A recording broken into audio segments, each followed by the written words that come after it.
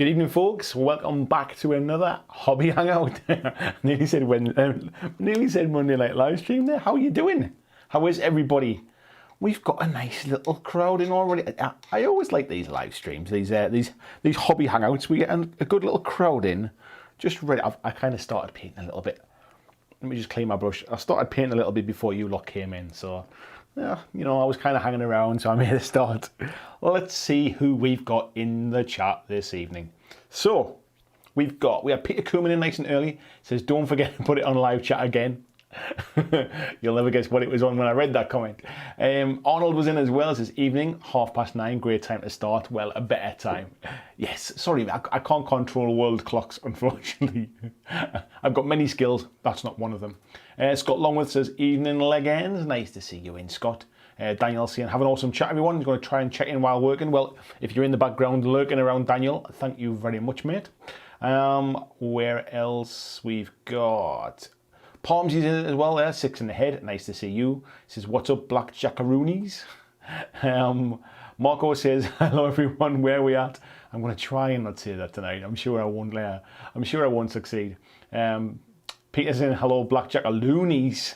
The cheek of it. And then he says, drink. Marco says he's assembling plague zombies tonight using the spit and super glue combo to speed the process. Does that actually work, mate? I wish I'd known that when I was building my Infinity Minis. Yeah, hopes he doesn't lick the parts with the glue. Tony Howell's in as well. Good evening, Tony. He said he's working on the painstaking process of painting hair. I've not really ever had that problem, mate, if I'm honest. We've got Busey in as well, saying good evening to the BJL Massive and crew. Respect you. I was going to try and come up with some kind of like witty street talk there, mate, but yeah, as you can tell, it's not really my bag. Mike G says, hi all, not sure if I can make it tonight, waiting on exterminators. We've got ants.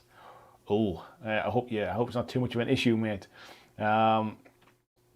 Steve Evans is in as well. What's that coming over the hill? Jonathan Wyborn. Oh, skipping ahead a little bit there. Let me just... Jonathan Wyborn says, evening, going to be painting more hate miniatures while listening. Need to keep up with Marco. We all need to keep up with Marco, I think, mate. He's a bit of a speed demon, isn't he? We've also got Paul Jones. Hey up, Paul Jones. Sean Blakeson as well says, hey, my dudes. And Paul Inman says, good evening, BlackJack Legacy. Thank you very much. Good evening to you, sir. How are you doing? Jonathan says, first time I've popped up without my name, nom de cure aggression. This I always there's so many people got different names on Facebook, different names in our Patreon chat on Discord, different names in YouTube. It gets confusing, honestly. Hello, Jonathan, by the way. Krabby Vision's in and says, evening. Hello, sir. How's the new job going? Hope everything's well. And James On saying, hey-o. Tony Boo's in as well. Tony Boo's Leiden. Luke has thoughts. Good, Luke. I'm glad you have thoughts. Good evening to you, mate. Bloggy's in as well. Hello, Bloggy, our new Patreon as well. Nick Codaro. I always want to say Coronado because I used to work with somebody called Coronado. Nick Codaro there. Hello, mate. How are you doing? Starty's Man Cave's in as well. Having a night off. He'll just watch me graft instead. John Estel's in. Says based on his Forge Fathers. At least it's not the frogs, mate. Jim says he probably got a bit of painting done. He's watching a soccer match now. Soccer? You mean football, surely? Scott's painting his Veer-Myn as well. I'm painting on my Veer-Myn tonight as well, so you're in good company. He's got his Walking Dead as well, been painting since 6:30. Yes, spit actually works. Tony says, oh, it's just jumping off the top of my screen. Thanks, Tony. I'm going to have to make that into a t-shirt now. Blizzard says he's here, he's cooking bacon. Oh, I could eat some bacon now, mate. I've just had my dinner not too long ago. My wife made a lovely chilli and rice.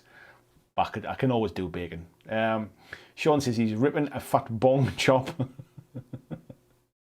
Like getting these ruins, I've made time for pain. Sounds good, Sean. What time are you coming over? Peter says just finished his 40k assassin on the Facebook group. Time to start something fresh and nice, mate. I look forward to seeing that. Excuse me while I have a drink. Tim says how we're doing. He's painting his brothers and badges. He's going to finish a few tonight. Just finish one, mate. Promise me you'll finish one tonight. Barry Nixon says, hey all, he's finishing his 150 points of Mason Labs. Krabby says, jobs, excellent, mate, thanks. Glad to hear it, mate. I'm really glad that it's all coming together for you now, mate. And James Hart says, evening all, just finished painting his 3rd and 4th model of his Brothers and Badges warband. Dave Mackay's in as well, painting up his Holiday Hellboy. Nice choice. And Aaron Brown says, finally didn't miss one. Nice to see you, Aaron. How are you doing, mate?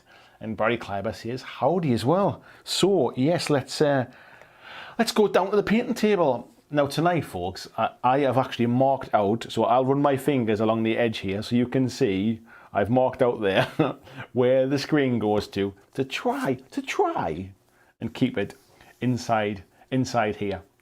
We'll see if that lasts any longer than about 5 seconds, but the intention's there.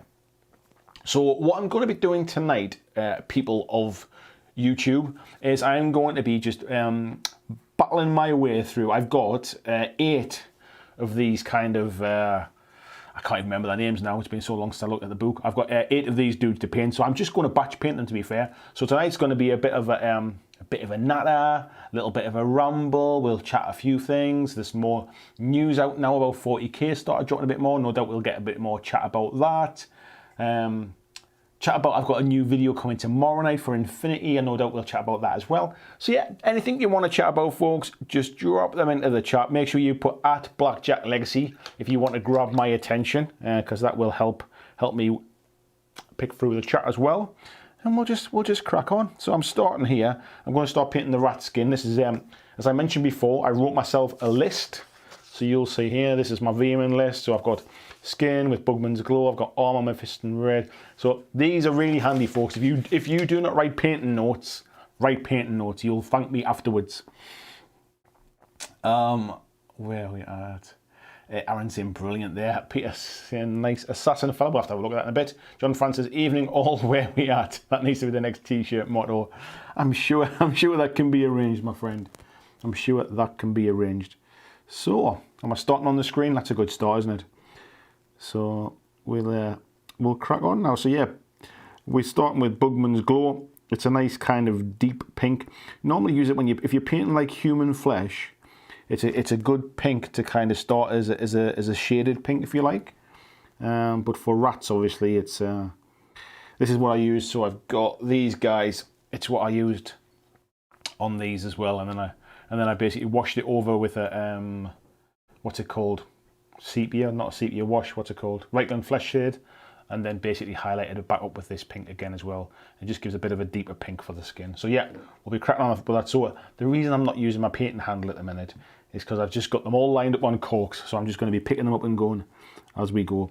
Which is the reason, to be fair, why I've backed the Redgrass Games Kickstarter, because the new Redgrass handles all come with detachable tops, which you can then do batch painting with, which is pretty damn clever. So yeah, I'm looking forward to getting them. I think they're actually due to ship in like July or something as well, so that'll not be too bad. Barry saying hitting your mark. We'll see, mate. It might last about 30 seconds, but I'm trying. What I'm figuring is if I make my target a little bit smaller, it's a big white, well, it's a piece of paper. I was going to say it's a big white piece of paper, but it's quite a small piece of paper now because I've cut it down to size. So hopefully, as long as I kind of hold it over the top of the white paper, I should be in the right area, and we shouldn't get as much of me rambling.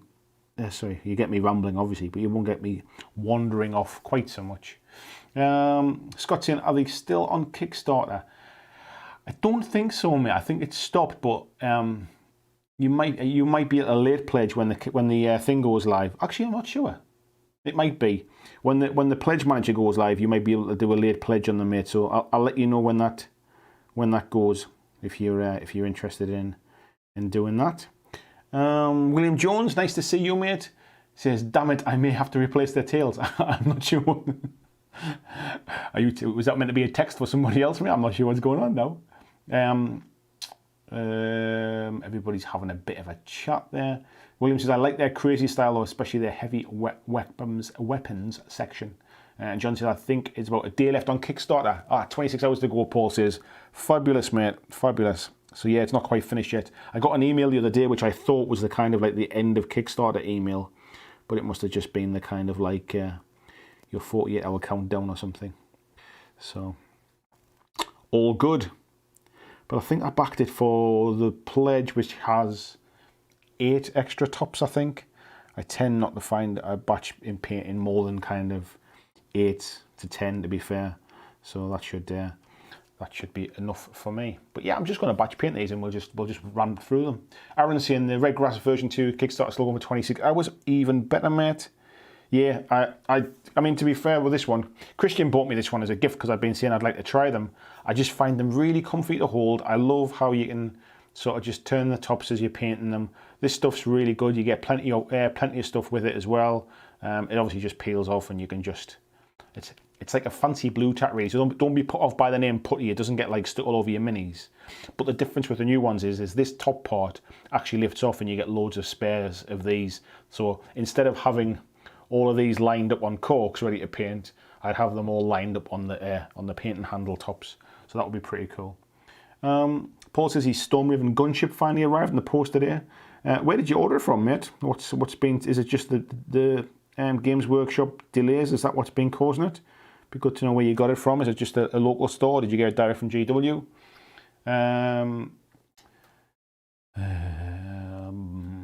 Bloggy saying those paint handles are still on Kickstarter, but I opted for Survivors of the Seraph and the Bloodfields. Yeah, so Bloggy and I were chatting last night, and he was showing me some stuff about 3D printing, and there's a game or a Kickstarter going at the minute for both of those names that he's just mentioned. But the one that kind of piqued my interest was the Bloodfields one. So if you're into 3D printing, if you've got a 3D printer, as far as I know, it's one of the first, if not the first, like fully 3D printed game. So it's a full game with rules and all of the miniatures, but you're essentially buying the STL files, and you get them immediately as well. So it's not one of these Kickstarters you have to wait for like 18 months before you get stuff kind of arriving. You can get the STL files straight away, and then start printing out your miniatures basically, and then the rules will follow. No idea what the game's like, but the miniatures look pretty cool. I'll be honest, they look rather nice. And Nick was showing me some stuff that he'd printed off as well, which was from the other game. Looked really nice. I must admit, 3D printing is definitely kind of piquing my interest now. I'm not sure I'm kind of, I want to get sidetracked by a complete new hobby. And I guess from a YouTube point of view, it's maybe still a little bit niche at the moment for me to kind of get sidetracked into focusing a lot more on 3D printed games and things. But I tell you what, it's getting to that point now where it wouldn't surprise me if that becomes more and more the norm. It certainly cuts down in manufacturing costs. The problem is there's no resale like for the companies. Like once you've bought the miniature, unless they're going to continually keep releasing sort of new versions of similar miniatures, I can't imagine it's going to it's not exactly a cash cow, if you like obviously like things like Space Marines for Games Workshop sell by the bucket ton. I can't imagine they're going to start selling the files anytime soon, can you? And then it'll start to lead to things like third-party people printing them off and selling them separately and things. And so whilst I think it's almost like the future's here type thing, I do wonder how big it'll become. But yeah, time will tell. Exciting stuff though, that's for sure. Marcus says, anyone back to Scale 75 Kickstarter? What happened to shipping prices there? I've not had anything to do with it, mate. Have they gone through the roof or something? Has there been a real problem with it? William saying, no, I used to keep mice 50 years ago. Their tails are very sleek and elegant. They don't have those ribs. I guess these are just, I don't know whether rat's tails are any different. He's not sold on parallel universes. Paul says his first Mammoth 3D print project completed a couple of days ago. He's been prepping and priming it and now ready to print. Also part of his Deadzone challenge. For those of you that haven't seen, there is a channel called MS Paints. A lad called Dave runs it, and he's a really cool guy. It's a channel that I think is one of those ones to watch up and coming, and he's been doing some 3D printing stuff as well not too long ago, and he printed something for a Seraphon army. And I tell you what, the thing that he printed out almost sold me on a 3D printer just when I saw the quality of the thing he got. And obviously he's saying what kind of printer he has, and and I hope he doesn't mind me saying, but I don't think it's a particularly expensive one. I don't think it's a particularly kind of high level. Well, it might be good quality, but I don't think it's kind of like a sort of what they would class as like professional kind of like a really expensive one. It's a home one. It's a hobby one, if you like. But the quality coming off it for this like dinosaur thing that he did was unbelievable. And I think that for those kind of one-off models, it would be awesome to kind of print something like that. And Christian, in his ultimate kindness, as he always does, has sent me some 3D printed terrain as well for the channel that he's very kindly printed for me.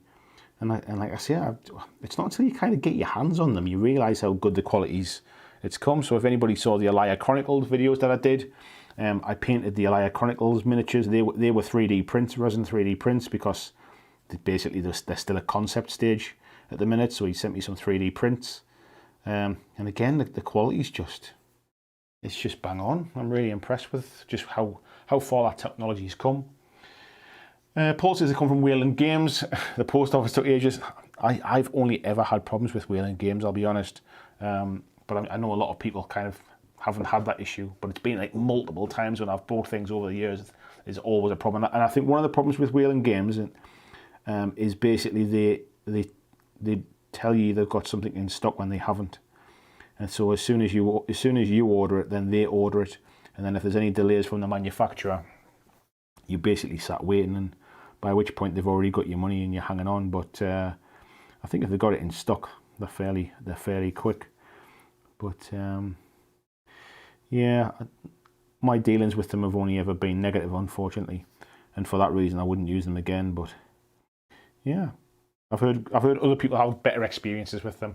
William says, hell with it, I'll take them as they come. No more perfection paralysis. I'm enjoying canned watermelon daiquiris, by the way. Don't mind me, I'm showing them. Barry says he ordered Infinity Code 1 bundle from his local shop. Dang it, BlackJack Legacy.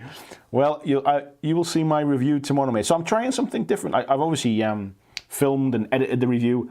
I'm gonna kind of blow my own trumpet. I'm pretty pleased with how it looks. I think it's probably up there amongst one of my best videos I've done. You might not like the actual content itself, but from a filming point of view, an editing point of view, content, I think I've kind of nailed all the points I wanted to. You might not agree with what I say, but I think I've nailed all the points I want to make. So yeah, I'm looking forward to it. And YouTube have a thing that basically you can premiere a video, and what that means is the video basically plays a little bit like a live stream. So you'll see it on my channel at the moment. It's there ready to view tomorrow. It's up there as a bit of an announcement, if you like. So 6:30 UK time, that video will go live, a bit like a live stream, and everybody watching it gets to chat like you do now in the chat. In a live stream, there's a live stream chat, and everybody can kind of chat while they're watching the video. I'll be there as well, so you can chat to me. So don't forget to tag me in those comments if there's anything you want to say. And it means you can kind of ask me questions. If I say something in the video that maybe isn't that clear, or maybe you've got a different kind of point of view or something, ask me a question in the chat, and we can talk about it live while the video is playing. If you can't make the video, don't worry about it. The video will still be there to watch as a normal YouTube video. But because my live stream seem to do relatively well, the community likes to have a bit of a chat about stuff. I thought it'd be quite nice to try that, and if it works, if people enjoy it, it might be a good way to release future videos, is to do them as premieres, and then who can get together and have a bit of a chat in the live stream, and everyone else can watch it as a normal video later. So yeah, we'll see how that goes tomorrow, but I'm looking forward to it. But yeah, Code 1. I'll not tell you about it now, but you'll find out tomorrow what my thoughts on it. And the way I've done the video is I've kind of broken it down. I've kind of got a little bit of an introduction about what Code 1 is, or what Infinity is, and then I kind of give a bit of a review of the box set itself and explain what's included in it and about where it fits in the Infinity universe.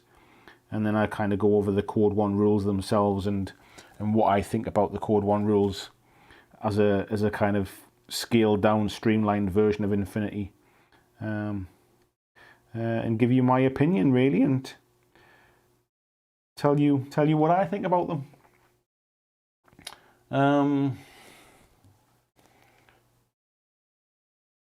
Let's scroll up a little bit. Sean's saying airbrushed bases cheating or not? Not at all, mate. Not at all. I don't think nothing's cheating. If you paint, I'm busy actually. It's interesting you say that. I'm in the middle of writing a script for another video, which will probably come next week now. I think I'm going to film it tomorrow. Kind of on that similar kind of topic. But yeah, I'm a big believer in there is no cheating when it comes to painting. Like, you still have to do it. Do you know what I mean? It's just a different skill, a different tool, a different skill. So yeah, I don't believe there's such a thing as cheating when it comes to painting it. Oh, that shouldn't be pink. We'll have to remember to paint over that bit. And we'll come around here. So let's see if we can get into that and get the neck part a little bit. Or at least get some paint on it. We can always tidy it up afterwards. So yeah, so Infinity video tomorrow. Looking forward to seeing how that goes. Peter says still nothing from Element Games here. Take a long time for GW to restock. Element have been showing on their website that they've had like two massive big deliveries from GW. But I guess it depends. It depends upon what you've ordered, I suppose, as to whether GW have restocked that particular item. But yeah, I think unfortunately it's kind of hard to judge companies at the moment based upon their delivery times, especially when Royal Mail or whatever is kind of slow to get things out, and getting things restocked is obviously taking a bit of a toll as well. But as I mentioned on Monday's live stream, I think I'm going to be doing a bit of a changing over my affiliate link to another company, because I've been really impressed with some of the things that they've been doing as a business, like around communities and stuff. And I'm also really impressed with their delivery service and their customer service. So I'm a kind of big proponent of sort of using the companies that I use myself, if you like. It's, you know, just because a company has an affiliate link, if I don't use them, and that's not the case with Element Games. I should just stress that I have used Element Games quite a lot, but for some of the things, especially when it comes to Mantic stuff, Element just don't really stock the stuff, and it takes a long time to get them in stock, which ends up being quicker to go to Mantic direct. However, I don't have an affiliate link with Mantic, so I'm looking for somebody else to use, basically. Scott's saying just backed it with the 8 tops. Nice choice, mate. What was that Kickstarter with the 3D STL files? It's one called Blood. Was it Blood Fiend or Blood Field or something? I think if Bloggy's around, he'll remind you. Let me just scroll back and see if I can find it. Blood Fields it was, mate. Yeah, Blood Fields. Let's have a look. Noxie's in as well. Says, "Hey Andy, I made a Wednesday stream. Nice to see you, Noxie. How you doing, fella? What you been up to? Are you painting tonight, mate? Are you painting a bit of Kill Team? Are you just chilling out?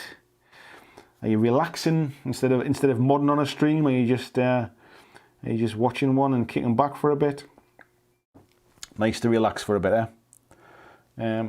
I tell you what, folks, I've gone all hippie now. I've got a candle lit here. Let me just. Is that going to be hot? Yeah, it's going to be hot if I pick it up. Yeah, I've got like a little candle lit here, which is sandalwood and bergamot. And I tell you what, it's so calming. It's just a lovely smell. While I'm just sitting here, I could almost kind of go off into some kind of hippie trance. So, yeah, very relaxing, I think, tonight. Not relaxing so much that I just go dead quiet and don't talk.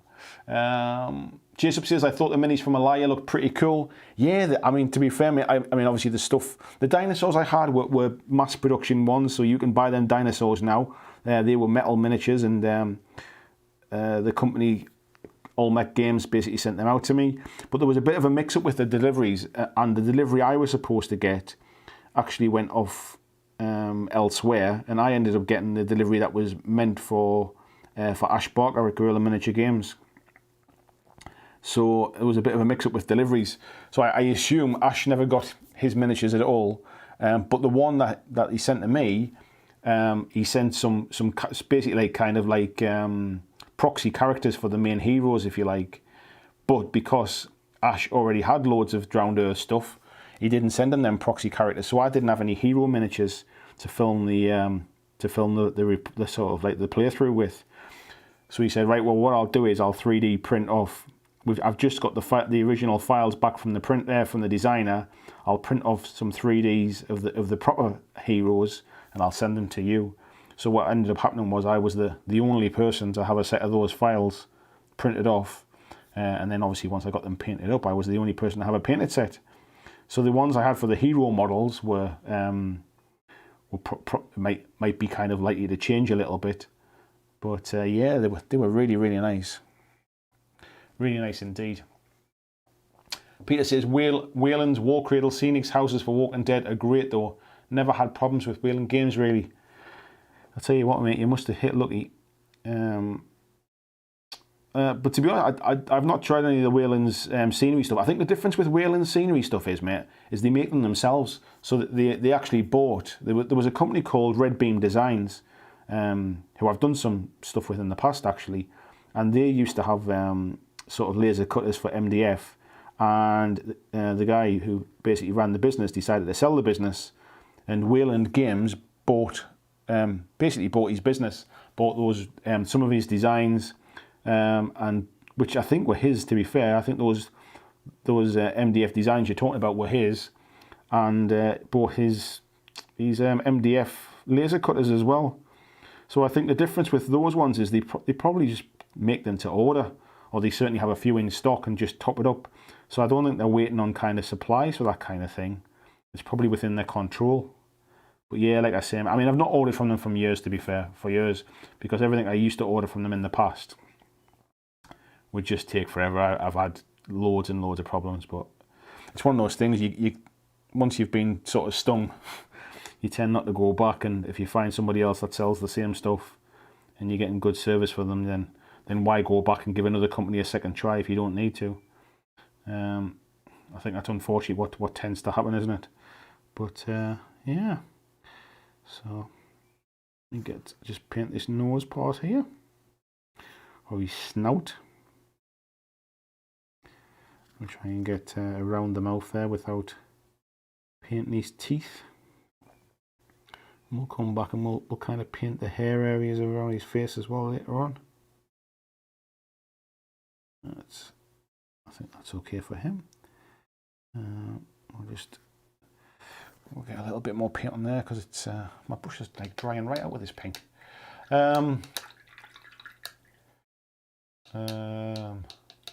Noxie said, I was about to say that Wayland say they have stock but don't. My experience has been bad. I think that's the problem, mate. I think it's rather than actually giving you live stock levels like a lot of companies do. I don't think they do. Cheers Up says, anyone tried Drowned Earth? I haven't actually, mate, as it happens, but the Elia Chronicles that I played is very, very heavily based upon Drowned Earth, and I quite like the rules. The rules seem pretty good. I like the dice mechanic, the kind of the 2D20 system,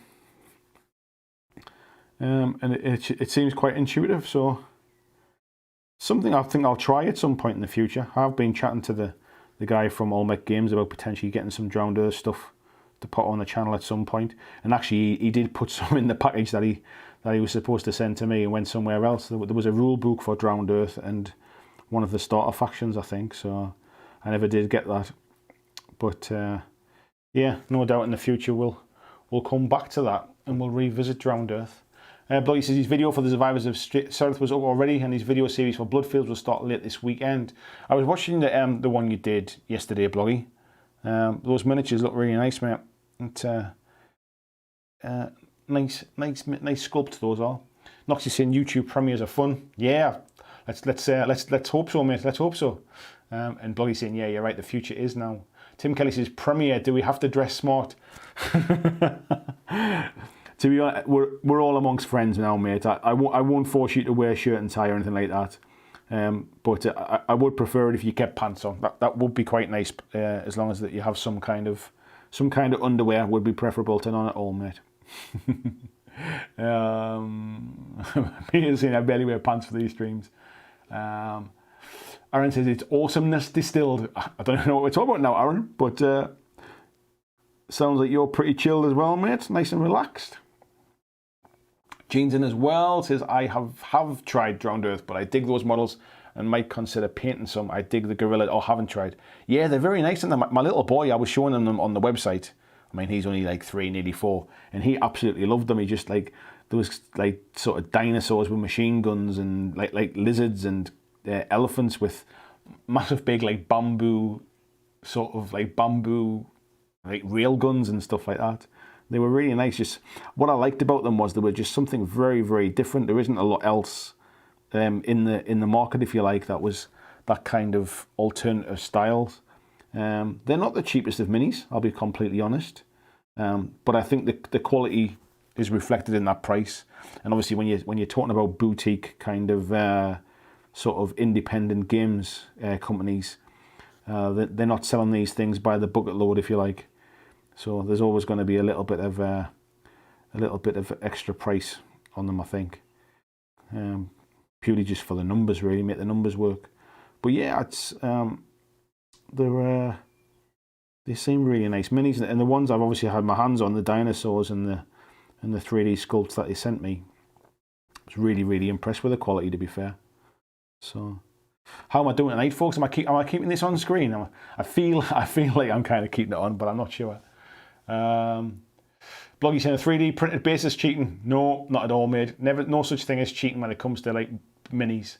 Aaron saying, well, if 3D printed bases are cheating, then so are resin bases, so are sculpted bases that you get with you know, like the GW ones that come with Necromunda. They're all cheating as well in that case. Aaron Brown says, wait, isn't Bob Ross style cheating? No, it's just happy little accidents. That's the Bob Ross style. Happy little accidents. Paul says, we've ordered some primer sprays from Element and had a notification saying that they haven't been able to restock them yet. It's going to take a while for GW... Ooh, where did that go? We'll take a while for GW to spin back to full speed. Yeah, it's going to take forever, mate. I mean, they're obviously trying to get everybody up to speed. The thing that worries me most at the minute is obviously they're trying to get everybody restocked at the exact same time that they've just announced 9th edition. And I assume the 9th edition stuff will end up kind of taking priority when it comes to deliveries around that time as well.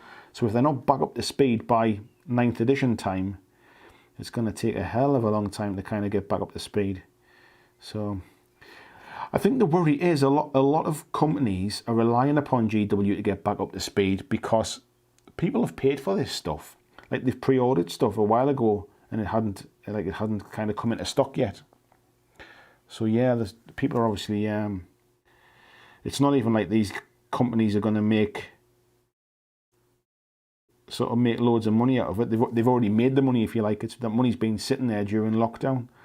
And to be fair, if it means that some of them kind of survive the whole Corona thing, then probably it's worth kind of sitting waiting, because it's not like you can go elsewhere and pick up those bits that you need.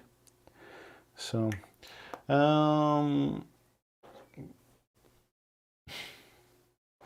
where are we at? I did see it after all that. John Estel says, I'm guessing Wayland Games aren't in the new affiliate link. No, mate, they're definitely not. I don't even know if they do affiliate links, actually. I've never, ever seen anybody advertising their affiliate links. So, I always wanted to tie up with a local company, to be fair. But the company's local to me. So, for example, like Battle Bunker in Sunderland don't even do online orders, which absolutely baffles me. So I can't help him basically to kind of to get more business. I can't help him if he doesn't do online sort of orders and deliveries and things like that. And I kind of tried to do a little bit of stuff a while ago with Asgard War Games in Middlesbrough, but I don't think they've got any kind of a affiliate link type thing either. So yeah, so unfortunately I'm having to kind of look further afield really to try and work with somebody, but it's my business now, isn't it? I have to try and make it all work somehow. So let's have a look. Gene saying sneaky rich secret project. I'd do that, but I'm too shabby at keeping a lid on what I'm working on. So what he says, just clocked you've gone over 8,000 subs. Congrats. Thank you very much, mate. I actually went over 8,000 subs last Wednesday on the live stream. Anybody that's in tonight's live stream that was here last Wednesday will tell you about the little happy dance that I did. But yeah, thank you very much, mate. 8,000 subs is a nice little achievement. Pushing onwards now. 10,000 is my little kind of, and has been a bit of a kind of a benchmark that I've wanted to get to for some time really. So I never ever thought I'd get like 100 subs, then I never thought I'd get 1,000 subs, then I never thought I'd get 5,000. So yeah, 10,000 would be a bit of a landmark, I think, for me. Yeah, be a bit of a landmark. Marco says sandalwood and burger moss. That's the smell of my local game club. Sandal moss. Noxie says, just chilling tonight. Wargaming Girl isn't streaming tonight. This will be the time I take a nap for a few hours to be her mod at 2:30. My God, mate. You must be really keen. Either that or you get a good bonus from it. Getting up at that kind of like time of the night to be a mod on somebody's stream, you must be keen, mate. Surely she must have somebody in her time zone that it would be easier for, mate. But I guess you're doing it because you enjoy it as well, though. Right, to be fair, there's not a lot of skin on these dudes because they're pretty much all armoured up. The ones with these kind of like, whatever it is, these blaster things. So that's that one done. Peter saying no bashing on Element. They were upfront about it. Just think it's something in general. Lots of out of stocks on the GW site as well. 2 of my items are out of stock with GW themselves. Yeah, no, I'm not bashing on Element, mate. To be fair, I mean, to be fair, I've had a few issues with orders from Element as well, with things going missing and stuff like that. Probably not their fault, but it's one of those things that when you're ordering off stuff, you're going to get some problems at some point. But yeah, my issues with Wayland were just, it seemed to be that every time I ordered something, I was either waiting, I think I once waited like nearly 2 months for something. And I wasn't in a hurry for it, to be fair, but it was just like, God, this is getting beyond a joke now. Like, they're in stock everywhere else. It's not like you kind of, yeah, I think you just kind of keep forgetting about me now. So yeah, I've had some issues with them over the years, but like I say, it was a long time ago. Could be different owners, could have completely kind of got the game together now. So speak as you find.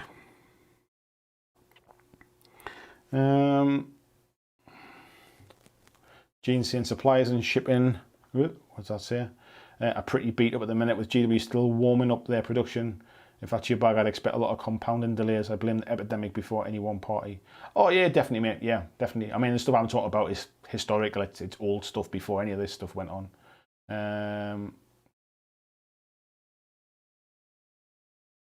Aaron saying, I had great success with 3 orders from TT Combat from here in America.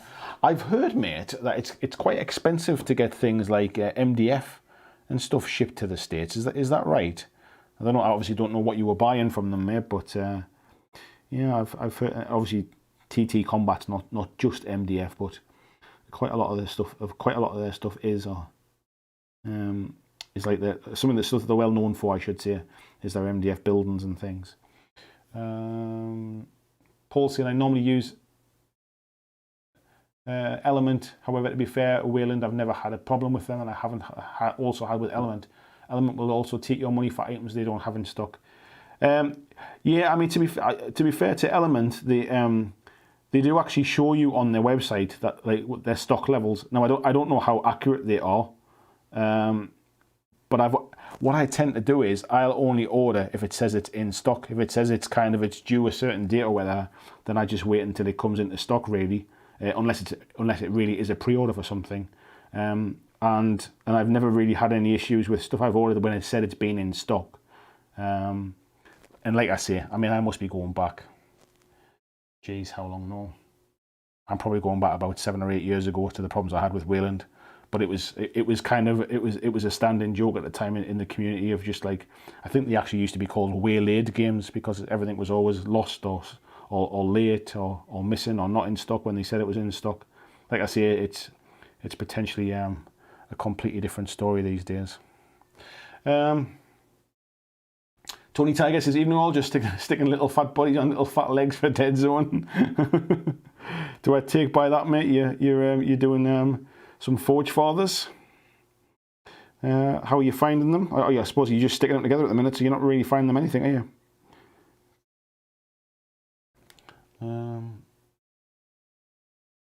Gene says North Canada, so maybe just north. I was relative to shipping from the UK. I tell you what, I didn't realise, Gene, was just how much the tax to Canada was. When I sent your mug out, there was like a 15% tax on top of the price for stuff that went to Canada, which I didn't have for stuff that was going to the States or obviously the UK stuff. I guess every country's got their own pricing and stuff like that. But I think what was funny was that was like 15% tax on top of the 20% tax I'd already paid in the UK. Aaron said, I want to visit your fair country, but now isn't the best time. No, I would definitely agree, mate. Now is not the best time. Marcus says, has your little one asked you why you're always at home? No, he hasn't, mate, to be fair, because like obviously me and my wife are obviously both at home, but then to be fair, he used to always be at nursery, so I think he knows it's kind of like this. It's to do with the bug, like the flu thing is what we kind of tell him, like the flu that everybody's got. So I think he understands it from that point of view, really. So he's been pretty chilled about the whole thing, if I'm honest. He's took it really well. So do I want to do this bit first? No, let's do the trousers first, I think. Pacific Grey. Let's have a look at that. Peter says, top tip, if you buy something from Wayland Games, check their eBay store. If it's on there, they have stock. Interesting, mate. Standard Tabletop. Hello, mate. How you doing, Luke? Nice to see you. Gene says it'll all come out in the wash, just a matter of some patience and care, and things will come together again. Yeah, that's it. Luke says, sorry for the day. How we're all doing. Nice to see you, mate. Nice to see you. We're doing good. William says, no such thing as cheating. Something works or it doesn't. If it doesn't, it was a successful scouting mission. Exactly. Barry said, stay on target, definitely hitting your mark. Thanks, mate. I feel like I'm kind of in the right place. So that's something, isn't it? Right, let me get a different brush. We'll use this one, I think, for doing the contrast paints. So we're going to be using the Basilicum Grey now. And we're going to be using this to do the trousers. Peter says, I have to say these Mason Lab security minis are so small compared to Primus Marines. I have to wear +2 reading glasses to paint them. I tell you what, mate, when you get used to painting GW miniatures, in general, even their smaller scale ones, you'd be surprised how kind of skill creeps kind of gone with them to the point where actually everybody else feels quite tiny when you're painting them now in comparison. I noticed that when I was painting the Infinity Minis, like over last weekend and stuff. I mean, they're a great scale, they're a great size, but if you're used to painting something like you say, 40k Marines or Death Guard or something like that, it's unbelievable the difference. And actually, I mean, GW stuff's expensive. There's no denying that, but I think when it comes to it, actually, you actually get quite a bit of model, if you like, for your money. I still think they're obviously overpriced, but they're definitely a bigger scale. But there again, I'm painting rats at the minute, which are meant to be pretty small. So maybe my comparisons are not completely fair. But yeah, I'd agree, mate. I'd agree with what you were saying there about scales and things. Is there anything else needs to be that? No, we'll just keep painting these. George is in as well. Good evening, George. How are you doing? Gene saying cheating implies too easy method to achieve results that make you happy. Agree, there's not such a thing.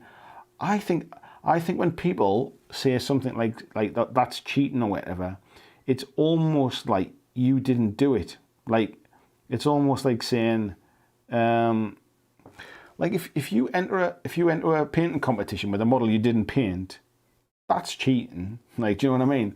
It's like, it's not you. If you telling people that you painted it and you didn't, then I would say that's cheating.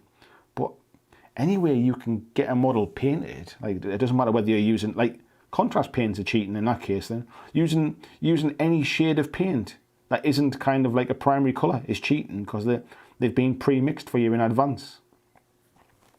Like, it's, you know, like, where do you draw the line? Using a brush is cheating. Like, you know, maybe you should be using a stick.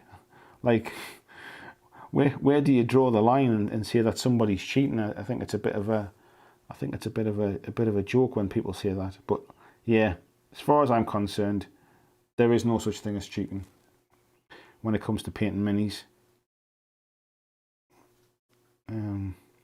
There's just getting them done.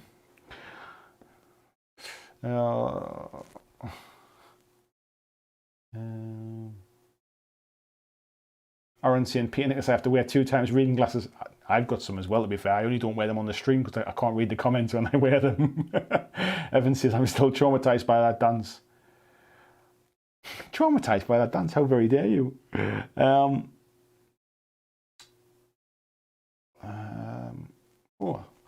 that must have just flew up there while I was looking away.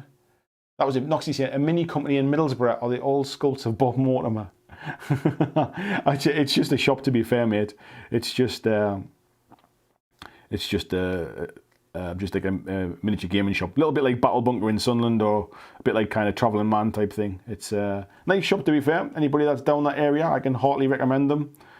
Steve, the guy that owns the shop, really nice guy. Has a good community down there. I actually went there to have my my demo of Warcry when Warcry first come out. That was where I went to play my demo game on the weekend that the demos were available.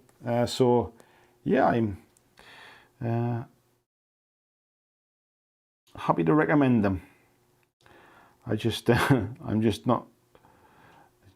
make any commission by recommending them. That's all. That's why I don't recommend them on a regular basis.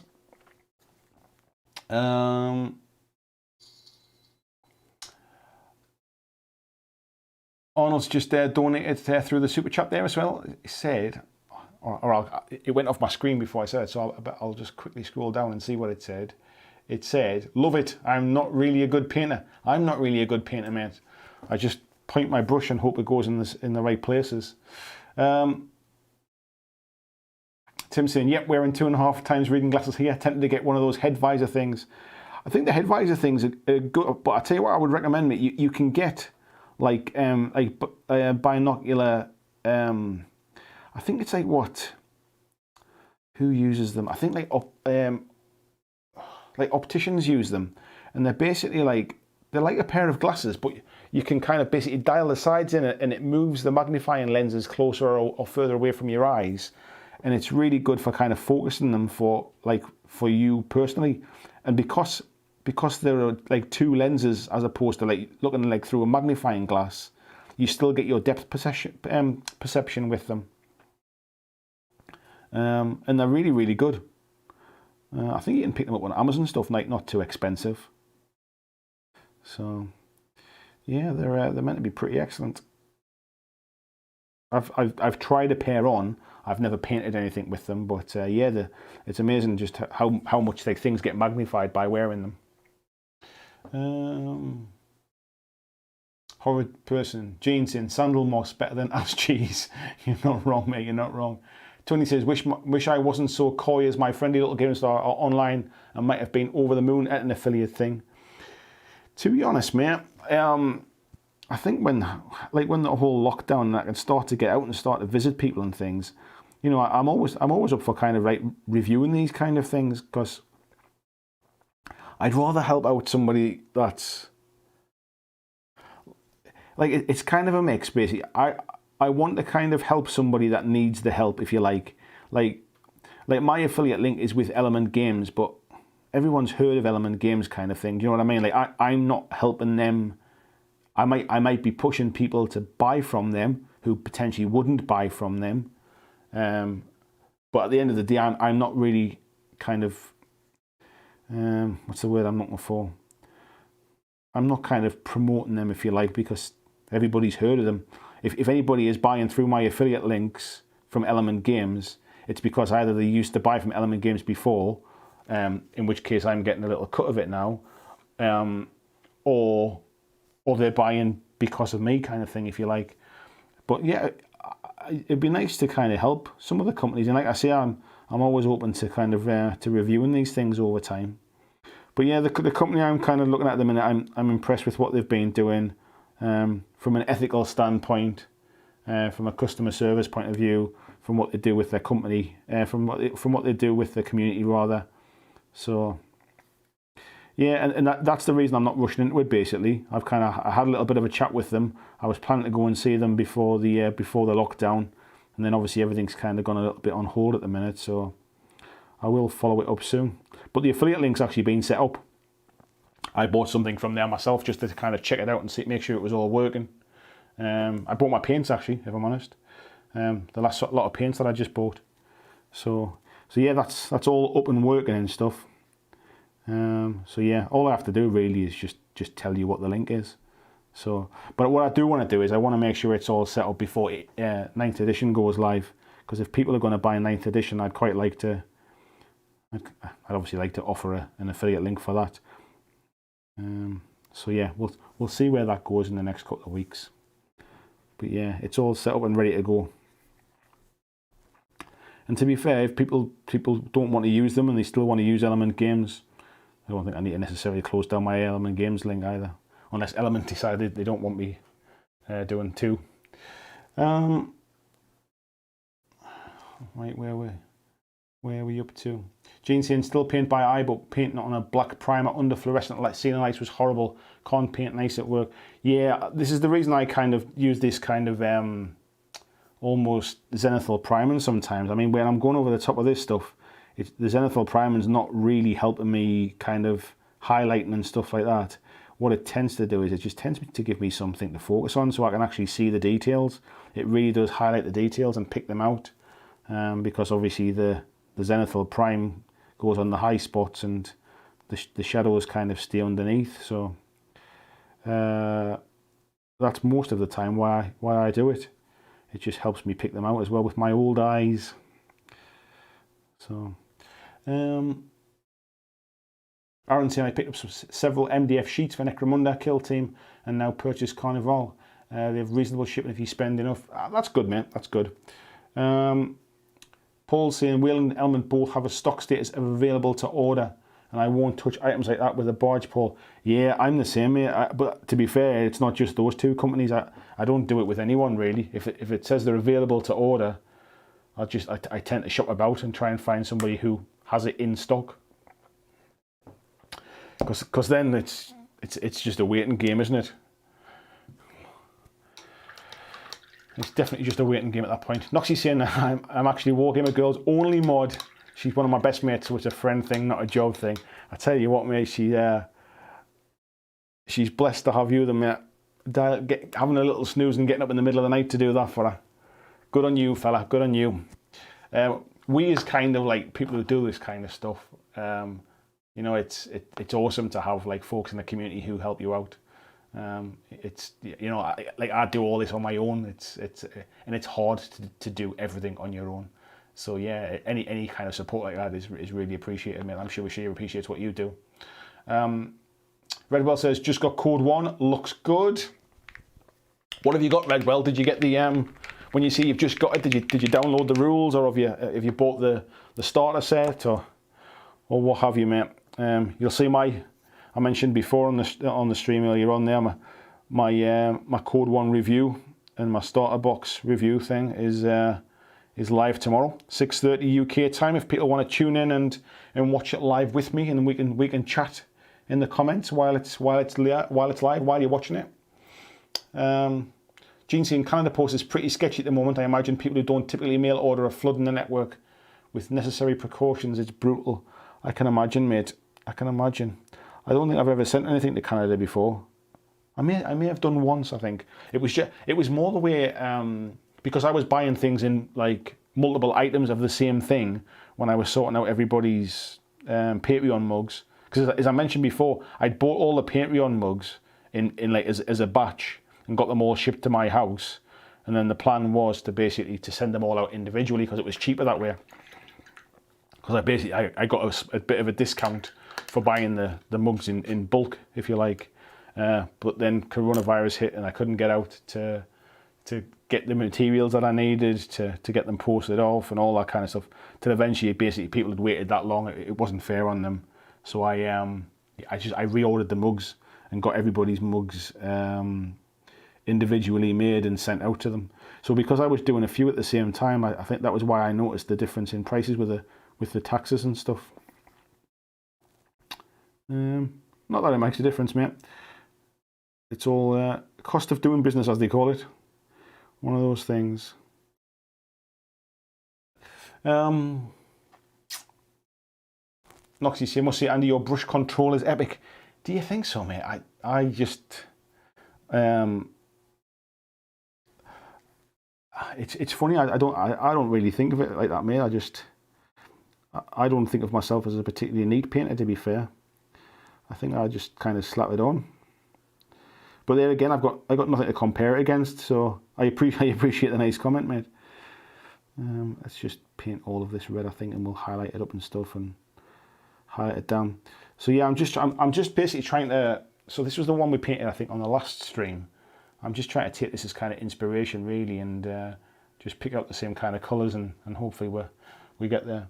Believe it or not, this one started off that same colour red, so until it gets highlighted up from there. Paul Jones saying another Rohan Warriors done, 2 left to do, and then that's all the Rohan done out of the Lord of the Rings box, just 30 odd orcs left to do. Have you played Middle-earth Battles, mate, yet? Have you played it? I've tried to give it a go, and I must admit it didn't really gel with me, but I'm sure it's there's a lot of people love it, and people say it's one of GW's best games. So for whatever reason it didn't gel with me, I'm sure it still gels with others.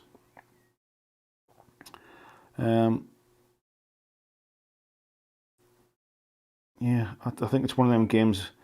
I think there's some games I can learn by reading the book, and there's some games I need somebody to teach me, and that was definitely one of those games where I felt like I needed somebody to just take me by the hand and give me a demo game. I just felt like the rules were scattered all over the place. But yeah, the minis are nice though. No doubt on the minis. If you're a Lord of the Rings fan, you'd be more than happy with their miniature range. Sorry, I've got this. It looks a bit dark, folks. I've tipped it upside down because it's a little bit easier to get to certain points, and I will flip it back over in a second. There we go. Let's paint this bit red. Barry saying regarding tax, certain states in the US are starting to add a tax to Patreon. I guess it depends if there are rewards or pledges.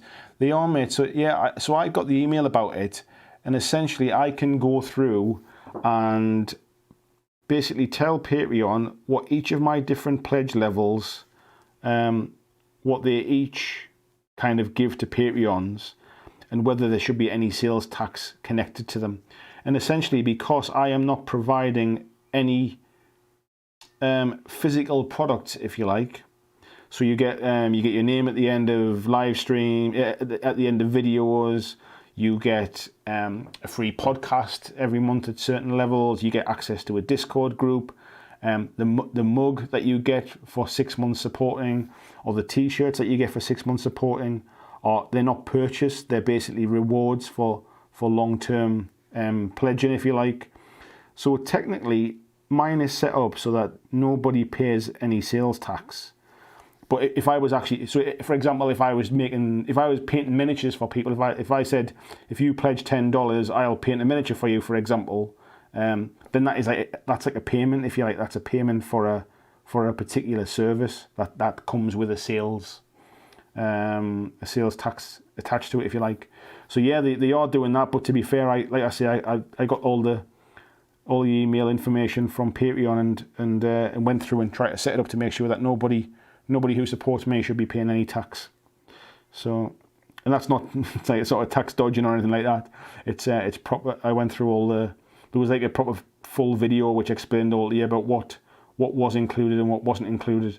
And as long as I could leave it for Patreon to try and pick out keywords electronically, or I could spend quite some time, believe me, going in and doing it manually to make sure that nobody gets charged for something they shouldn't get charged for. So yeah, that looks like it should be fine. I'd love to hear from people if they do find that they're paying taxes that they shouldn't be. Tony saying, yeah, Forge Father's body's a little fiddly, but nice enough when assembled. I think that's the same for a lot of the Mantic stuff, mate, to be fair. Some of the, especially with the Deadzone stuff, I find the corporation stuff was a bit like that. It's nice enough once it's done, but particularly fiddly in some places. And sometimes it's to do with the materials as well. To be honest, not the Forge Fathers, sorry, the dwarfs for Kings of War, some of those are not the best of fits when it comes to the bodies, to the legs and stuff. But to be fair, once they're all ranked up on a big base and they're all shoulder to shoulder, if you like, you don't really notice it. So it's not like I wasn't going to go through and start gap filling like tiny little plastic dwarfs and stuff when you're not going to be able to see 90% of it. Yeah. George is saying to Aaron, I love Carnival. Scott says, I use contrast paints for pretty much all the colours on my Veer-Myn. Yeah, to be honest, mate, I wish the orange I used on my the orange that I'd used on my Yujing, I wish I'd had that made before I started painting these, because I potentially would have used that on these, because I really liked that colour. It came out really nice, and it highlighted up with no effort. So, do I? Yes, I do. I was wondering whether I should do this bit red or not, but I think I will. So far, so good, managing to keep it on the string. Might have finally cracked it tonight, folks. I've also I set it up so that I kind of sat in a comfortable position and decided where because I think what I must do is I must set the stream up, like set all the camera and everything up to a location that's maybe not quite optimal from a comfort point of view for me, and then I think gradually as the stream goes on I drift away back to where it's more comfy, and I think that's one of the reasons why I keep getting out of shot. But yeah, it seems to be okay tonight, he says. No doubt as soon as I say that, it'll start to wander. Okay, that seems to be okay. I've got to remember, like, these don't have to be perfect. They're not going in any awards or anything like that. Like the big guys. So these are the big guys that I did. Like, they're a bigger model, so you kind of want to go to town a little bit on them. This guy's my leader, so I obviously spent a little bit more time on him. But there's like 8 of these fellas. I'm just going to kind of blast through these the best I can, I think, now. That's why I'm batch painting them. Otherwise, I'd end up spending way too much time per model, I think. And I just want to get them done because, first of all, I want to start playing them. So I want to get them on the streaming. So I want to get them on video because I've got all my Deadzone terrain that I'm busy sorting in the background as well. There'll be a video for that once that's complete. Margot was asking about that on Monday, and essentially what I've got a few sets of the Deadzone terrain from Mantic, and I've kind of sort of like dry fitted it together to make the layout that I want to make. I kind of asked a few Deadzone players what they thought of the layout. Some of the feedback was like, oh well, you know, it's a bit symmetrical, or it's basically it's not very symmetrical rather. And you've got no cover in your deployment zones, that kind of stuff. People who know what they're talking about basically give me a bit of advice. So I rejigged it again. So basically the video will start from that point, really, talking about what kind of, when you're building the Deadzone board layout, what kind of stuff should you be looking for? What should you try and avoid? What should you glue it together, or should you leave it as part, like with the tabs and things? So I'll be going into that stuff. How to paint it as well. So the whole thing will be kind of like one video, and it'll not be like a tutorial on how to paint it or how to build it. It's more just a bit of a journey of going from, so you've got this terrain, what you're going to do with it really. So So that takes time, obviously. So I'm filming it as I go in little sections, and then when I've got all those sections done, I'll piece it together in one edited video, basically. And what's nice about having a bit more time and doing this full time now is basically what I can do is I can get ahead of the game a bit. So for example, tomorrow's video is already kind of filmed and done. I'm in the middle of filming a video which will be next week's video, and then that means it kind of buys me a week, so I can then spend some time doing like a video for 2 weeks time, but I've got 2 weeks to record that video. So when it comes to like painting tutorials, kind of terrain building, any of those bigger builds, I've got time to do a proper job on them, rather than having no videos for 2 or 3 weeks while I do that kind of stuff. So yeah, I'm learning a lot by having more time on my hands now. It's really interesting. Arnold says, not by a long shot, but looking at your painting, it's way better than my skills. But I say I should not fuzz as much. No, you should. Honestly, mate, like my painting's got better. I'll be completely honest, right? My painting has got better, and it's got better because I'm doing more of it. So I kind of, back end of last year, I'd got into a position where I actually just probably wasn't enjoying painting that much, and I didn't really have any projects that I was kind of massively sort of excited about. Things weren't great with my day job. I was in a bit of a downer about things, and it felt like this could never happen. I could never get to a point where I was doing this full time. All those kind of things just kind of take a toll on you. And the less I painted, the less I was motivated to paint. The less I did, and therefore my any skills that I had basically kind of went backwards. And now this year, it's a completely different ball game. I'm excited to be painting these up. I'm painting my Kings of War army. I've been doing the Infinity stuff. I painted all the Laia Chronicle stuff. At some point, I'll have to kind of go back and recap and see how many minis I've painted this year. Because I know for a fact I've already painted more minis this year than I ever have done in any previous year. And I'm more motivated by it. But because I'm painting more and I'm painting regularly, like at least every week, because of the live streams and stuff, but I'm also painting like on other days as well, if you like. My painting's improved a bit, and it's not because I'm trying to improve. It's just because I'm kind of I'm basically just I'm doing it more often. It's like anything, the more often you do it, the better you get at it. And I think that's all it is really. So anybody that's wanting to try and improve and you're wondering, well, what should I do to improve? The biggest piece of advice I can give you is just paint lots, and paint stuff that you want to paint. Because if you're painting stuff that you don't really want to paint, you won't be motivated to get it done, and you'll basically just rush through it rather than actually trying to do a good job on it, if you like.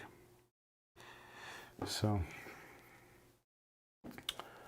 but anybody relatively new to painting or new to kind of miniature painting in general, what I'm doing is just called batch painting, and it just means that I've got all my models prepped and ready to go. You get the one colour, so for example the skin colour, or in this case like the red kind of cloth and armour, and you basically just line them all up and paint the same parts on each model. So you just go through them, and by the time you've painted the last one, you start with a new paint, go back to the first one again, and just keep working through them. And whilst it can be quite dull and it gets a little bit boring and a bit monotonous, it is by far the most efficient way and the fastest way to paint large blocks of models or large numbers of models that are all quite similar. Like if I just keep washing my brush out and changing my colour and doing that for one model, and then go to the next model and changing the colours and painting the brush and washing the brush and keep changing them, it takes a long time.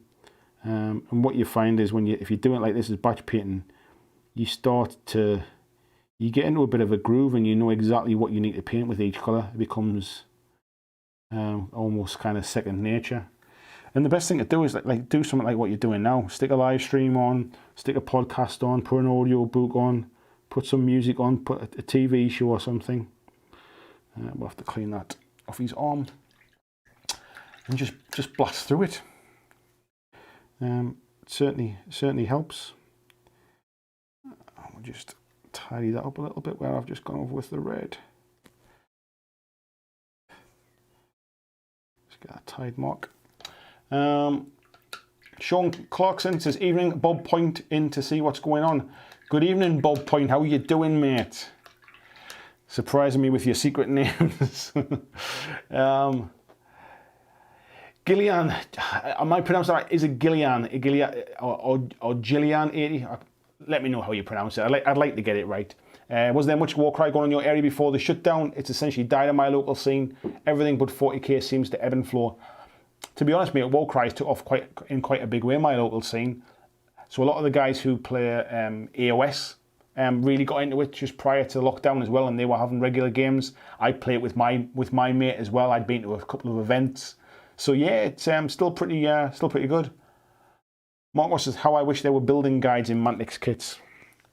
Yeah, I've asked them about this, mate, and they said something along the lines of, well, you know, that they're designed for kind of experienced hobbyists, really, and not so much kind of like new gamers. But like my mate Jason, basically hates building the Mantic kits just because there's no instructions. And when it comes to things like, I mean, when I've had problems with them because basically what it happens is it comes to things like weapon options and stuff, and unless you know the game, you don't really know what the weapons are called. You don't know what the how many of each you can take, that kind of stuff. Is there limits to it? Is there a points restriction? You know, like in 40k, how it's like, you know, if you for every 10 models you can take, one of them can have this weapon or whatever. You've got no idea whether it's that kind of restrictions. It would be nice to have some kind of instructional document with them, even if they put them online. Like, it doesn't even have to be in the box. So yeah, I would agree. It's one of the biggest failings, I think, when it comes to Mantic stuff. It's like, and even for the stuff they have got build instructions for, they're not easy to find. So yeah, it's a bit of a shame that I would agree with you, Marco. I'm not defending that kind of stuff. I think, you know, it's one of those things where you've only got to do it once, them instructions, and then basically like put them all online. Pretty much every company has build instructions online. It's just kind of, it's a thing that you just kind of expect these days. But I can imagine it takes time to do. But the amount of times I hear people, especially through this Deadzone campaign thing that we've been doing, this painting thing, the amount of times I've had to direct people to those build instructions online for the Forge Fathers and the Pathfinders. Is it the Pathfinders? The I can't remember. Whatever else you get in the starter box. The amount of times I've had to sort of point people to those build instructions because they're just not easy to find. It's a real shame, actually. Anyway, grumbles over. This is just me going quiet while I'm trying to get in under his arm there, and that's it. Just paint the armor bits. Tony Booth Leiden says broken Toda in Middlesbrough. Are they really, mate? Says they make resin minis and busts, but they have a license for Labyrinth and Dark Crystal. I've seen some of their stuff, mate. It's absolutely amazing. I didn't realise they were. Didn't realise they were that local. I'll have to try and find out where they are, mate. Dovey Makowski's in as well. Says good afternoon from storm-racked Levittown. Well, I hope you're well, mate. It's I don't know how bad a storm it actually is, mate. It's wet here. We've had a lovely patch of nice weather until today, and then the rain's kind of set in now. It was lashing it down outside before. It sounded like a dishwasher, you know, like with a dishwasher, the way the sprays come round and you keep hearing that when it hits a pan inside. It was coming in waves like that with the wind hitting against the side of the house. Peter says, I shall be happy to post these mini on Facebook group page when finished, just to encourage others who think they're not good at it. Honestly, I wish I could tell you more about the video, the script that I've been writing today for an upcoming video It's exactly about this kind. I mean, I'm saying I wish I could tell you. I could tell you, but I'm not going to, because then there's no need for you to watch it then. But it's about this exact kind of stuff. I just don't want people to ever be put off by like people who they think are better than them, or paint better than them, or they're not good enough, that kind of stuff. I want it to be a really successful video. Obviously I want all my videos to be successful, but this is the kind of video where I'll be like, you know, please like share this with people. Like, please, like tell others to watch it, and take the advice that like you should never be ashamed of your painting or what you're doing, that kind of stuff. So yeah, hopefully it does well, the video. But yeah, it's kind of one of those videos I hope people see and think, oh, like I need to tell my friends about this. That's what they say, or that's how they feel about painting. So yeah, hopefully that's where it goes. But once I make that video and I put it on YouTube, it's out of my hands then. It's in the lap of the gods at that point, and all I can do is move on and film another one. That's essentially how it works. Don't get too hung up on one particular video. Get it up there, let people watch it, and move on to the next one. But yeah, I hope it kind of, even if it inspires one or two people to pick up brushes, then it's essentially been worthwhile.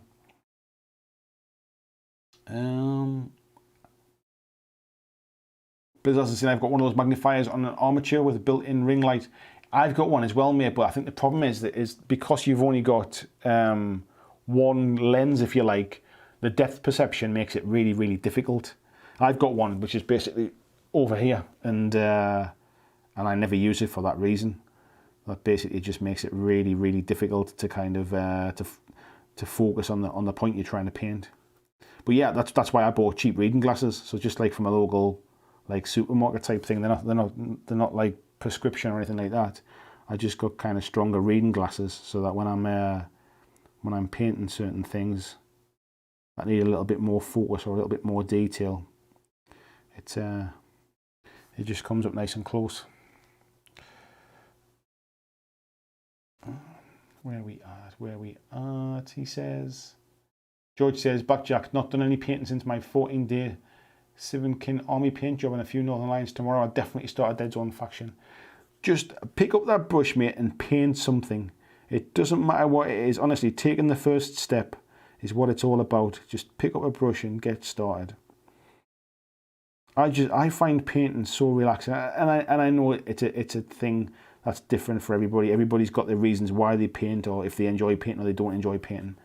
But it's one of the few things in life that I can do, and I genuinely have to just concentrate on what I'm doing and kind of switch off and not think about. Certainly when I was kind of like working my last full-time job, if I had a particularly bad day, like it zoned me out from that. I wasn't thinking about what an awful day I'd had, or what a terrible day I was probably going to have tomorrow, any of that kind of stuff. It just completely kind of transports you away and just zone out. I've not found another hobby that kind of gets my mind switched off like painting.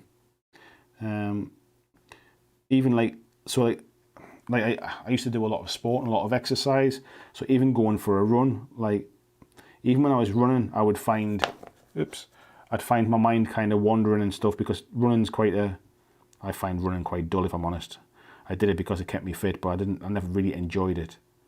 But when I was running, I would find that my mind would just wander and try to take my mind off the run, I think. And it would kind of wander and start wondering about, like, thinking about work and thinking about stuff I had to do and jobs that needed doing around the house and jobs that needed doing at work. Even if I'm sitting reading, I find that if I'm reading, if there's something that's bothering me, it's hard for me to kind of zone out and focus on it. And when I go to bed on an evening, I always wear headphones for bed. I always put my my earbuds in and listen to like a podcast or an audio book, because I find it kind of calms my brain. I've got a brain that's constantly thinking about something all the time. I'm always like, and it doesn't matter whether I'm thinking about something kind of like like bad stuff, like having a crap day at work, or if I'm thinking about good stuff, like I can't wait to film this, I can't wait to play that game, you know, I've got all the good things I want to do tomorrow kind of thing. My brain just constantly like is always on. But painting, I find painting just so relaxing. It just kind of zones me out. So the quality of my paint jobs has never really been the reason I do it. Like I don't do it to try and get better. I don't do it to try and win any awards. I kind of I do it just because it's relaxing. Really, it kind of calms my brain, if you like. But yeah, everybody's got their reasons why they do it. What's your reason, folks? Do you paint just because you love painting? Do you paint because you love playing games with painted minis? What is it? Right, let's try and catch up with some of the chat because I think I'm miles behind. Gene saying that sounds nice. Was gifted with a magnifying lamp and the depth perception issue made it a hard pass. Yeah, I can't use them for that reason, mate. Yeah. Don't you find it magnifies your push bubble though? Yeah. Mark says, hi, BlackJack. Hi all, just popping in to say hello, go get back to work. Thank you, Mark, for popping in. That was like half an hour ago. I'm well behind. I'll tell you what, let me catch up on the chat and have a quick drink before I do any more painting, because I think that's all the red done. Let's have a quick break and catch up with the chat. Jonathan saying, try Beanie Games in Stockton-on-Tees. Good service, lovely people, huge player. I've been there before, me actually. I bought my my Star Wars X-Wing stuff from Beanie Games. Peter says, thinking about it, how do you guys pay for your orders? I always use PayPal. They know you can get your money back easy, so maybe that's why I don't have troubles. I tend to just play with a credit card, mate, just purely for the reason that if there's any disputes or anything like that, it's not like the money's missing from my bank and I can claim it back through my credit card company, really. So I tend to pay for stuff on my credit card. It's linked to my bank account, so it's easy for me to see it on my phone and kind of transfer money over. Once I know that it's come to me, then I'll pay the credit card company, if you like. A few bits of chat going on. Noxie saying he's in the same area as me. Newcastle store was dominated by Warcry. Struggle to get a kill team game. I didn't realise that, mate. It's good to see it happening in the GW store as well. George is saying he finds Zatu games are competitively priced and speedy. I've used them for a couple of bits and pieces in the past, but it's funny, I don't think of them as a miniatures company, and I can't think why. Tim says he almost passed out painting tiny details. Everybody's having a bit of a chat. Kieran saying, evening all, late in, been teaching the last 3 days with students back. No voice left and fell asleep on the couch. Time for a beer. Nice one, Kieran. You put your feet up, fella. Josh Price says, good evening, very late tonight. Don't worry about it, Josh. Nice to see you in, mate. Noxie saying, I'll text her. You said that she was planning to meet you at Adepticon because of me. I would love to have met up with her, mate. And hopefully next year when we get back to normal, it would be good to say hello. Now I'm doing this kind of full time and stuff. I'd quite like to get like a little network of other people that are kind of like content creators and all kind of stuff, just to have a bit of a network, really. And it's not like I've got workmates anymore, if you like. Pomsy's just saying, I'm watching, I just popping around the hobby room rearranging tiny things. That's all right, mate. Nice to see you around. Peter Koeman, where did that go? There we are. Oh, a little bit further. more chat. Oh, where were we up to? There it was. Yes, been playing Lord of the Rings from the very start. Still have the very first book. Splendid game. Paul Jones saying, he's not played it yet, but a big fan of the books. Tony Tiger saying, what about the dancing for subscriptions? Dancing for subscriptions. Basically, mate, when I hit 8,000 subscribers last Wednesday, I kind of didn't know what to do with myself. It felt like I should celebrate it, so I did a bit of a happy dance in the background. If you watch last week's stream, you'll see it on the stream. Peter, chatting about that one. John Essel says VAT on Patreon in the UK is not so, isn't it? I pay. I'm trying to think. I can't remember, mate. There's a tax that's included, isn't it, when you pay, I think. Daniel says that rat's looking good. Hello, Daniel. How are you doing, mate? Thank you very much. James says, I dislike the resin models from Lord of the Rings I've come across. I probably avoid buying more unless they're plastic. A lot of when GW went from metal to their resins, there was a few issues early on, but I've had some resin GW stuff later from like more recently, and the quality was pretty good. So I think it was just when it was the old, what was it called? Fine cast stuff. I think that was what was particularly bad, but they changed the makeup now. There is no such thing as fine cast anymore now.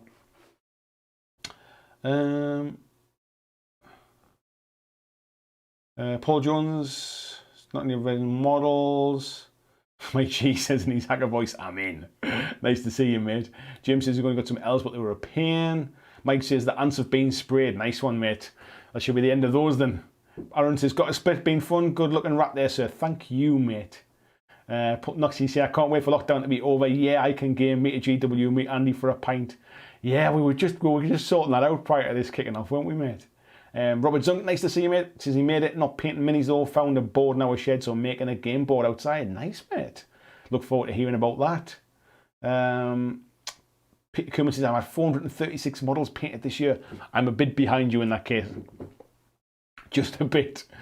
Macaulay saying he's painted all his Deadzone terrain yesterday. 2 rattle cans, couple of colours and a quick dry brush. That's the way to do it, mate. Honestly, that is the way to do it. Couple of spray cans and a dry brush. Works a treat. If there's plenty of like details on the terrain, that's exactly what you should do, mate. Noxie says he's painted so many bloody angels. Scott saying he hit painting slump over the last few years until he's painting streams and started watching the streams. I found my painting mojo again. Yeah, honestly, mate, me coming and doing this every Wednesday, it kind of keeps me focused as well. It makes me want to do it.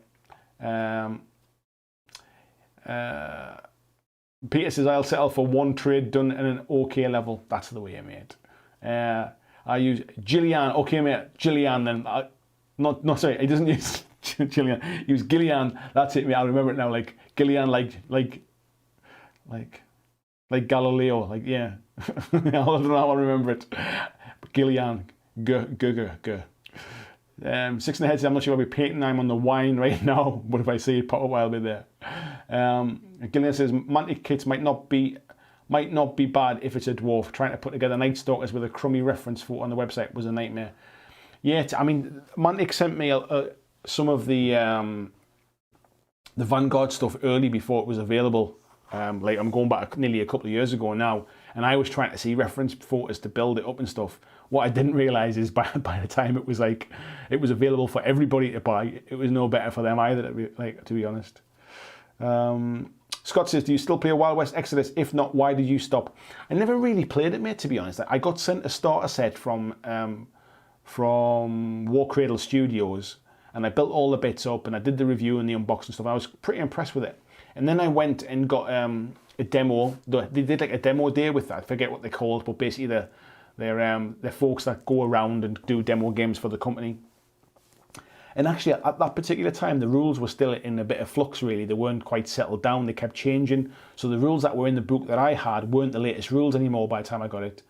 And it felt a bit overly complex, and it wasn't in a settled place. So I thought it was one of those things I'd kind of come back to and revisit at a later date. I absolutely love the miniatures. I think they're fantastic. And I did contact War Cradle not too long ago to see if they were interested in doing something together. And I basically just got the brush off and just said they had other priorities, which made me think like, well, screw you then. I ain't spending any money on your game if you haven't even got a time of day to even have a conversation kind of thing. But yeah, who knows, mate? I might get back to it at some point. George says, I don't have a problem with the Mantic kits once I realise you don't clip it off the sprue. Don't clip it off the sprue. Or clip it all off. Yeah, sorry, mate, I understand you. Yeah, don't clip it all off and then try and fit it together. That's definitely right, mate. Yeah, that's definitely right. James says, my regular game night before lockdown was Warcry. Can't wait for another. Gene says, I'm a proponent of Socratic ignorance, though. It keeps me open to learning new tricks and checks my ego to a more manageable level. Yes, I can imagine, mate. Tony says, I gave up the hobby about 15 years ago when I lost sight in one eye. The readjustment has taken time, but painting is now worse than ever. So you lost this sight, first of all, mate, but if you enjoy it, like you've almost got to kind of forget what's gone before and not worry about trying to compare yourself to where you were, if you like. and just do it for the enjoyment, if you know what I mean. But yeah, I can imagine it's a bit of a different kettle of fish for what you've been through as well. George says painting minis can be a form of meditation. It definitely is for me, mate. Noxie's saying you're right. It's a here, this is how I paint, love it or leave it, but it's always hits the first hobbyist of I can do that. I paint to challenge myself. Yeah, I don't think I really challenge myself. I think I just every now and again I'll try and like do a better job, if you like, but generally I paint because I enjoy doing it. I don't find it like work, you know what I mean? It's not hard work, if you like. George says I don't play with unpainted minis. I don't like to play with unpainted minis either, mate. Lee Burns, good evening, mate. Says spotting about the relaxation thing, Andy. It's something to do with having to use your hands and concentrate on something tangible in front of you. I can imagine, mate, there must be something to do with that. Scott's saying the painting helps me with my mental health. Nice just to drift away into my own little world. That's me, mate. If I'm sitting painting at home, like if I put like obviously where my screen is now in front of me where the chat and stuff is, if I'm sitting here painting during the week, I'll just put something on here. I'll put like a bit like Amazon on, like Amazon Prime or Netflix or something, or a YouTube video, and I can just kind of drift away and the hours disappear basically. Arnold says thanks for the inspiration. Good night all. Thank you, Arnold. Take care, mate. Luke says would not rely on Zatu when it comes to miniatures. Nobody within the company has any knowledge of miniatures, so they're beholden to the stock lists and they're sent and don't know where to focus. There's something about them, mate, that makes me think that they're kind of like they're just a big warehouse. Do you know what I mean? Like as opposed to a hobby store. And I don't know why. I've never used them. I don't know anything about them. That's what's in my head basically, and I don't know why I've got that impression.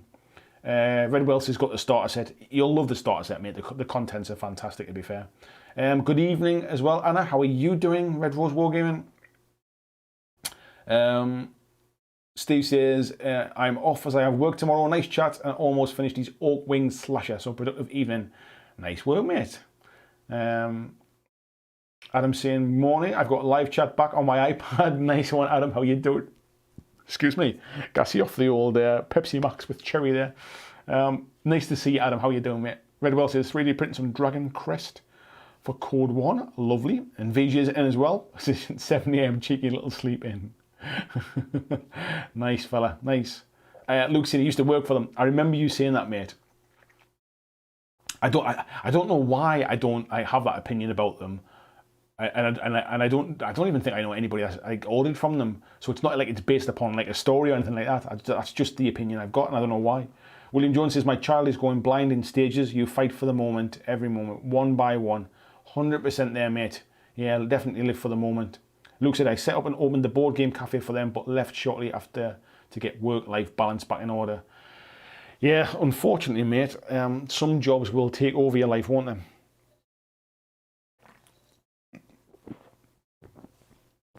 Right, time I got some more brushes out, eh? Let's go back down to the table. I thought I'd painted all the reds, but yeah, I've just seen that one, so obviously I haven't. I was just about to get the next red out, but let's do this one before I forget it. And we'll get this one painted. Yeah, I kind of forgot which bits I'd painted on there. So that's a point, actually. So when I was getting to that kind of groove of doing batch painting with the red, I would just kind of pick a model up and I would know exactly where to paint it, which bits were going to be red or whatever. And even just after a couple of minutes break there, I'm now having to go back and reference the other model to see exactly where the paint's supposed to go. But I tell you what, folks, I think I'm managing to kind of keep on camera tonight. Anyway, I think having a smaller piece of paper. I'll show you how small it is. Actually, let me zoom out a second. I'll show you just how small. Oh, wrong way. So what I've done is I've masked off this here, and I mean that's literally the size of, like, so the miniature on a cork. That's the size of a painting brush.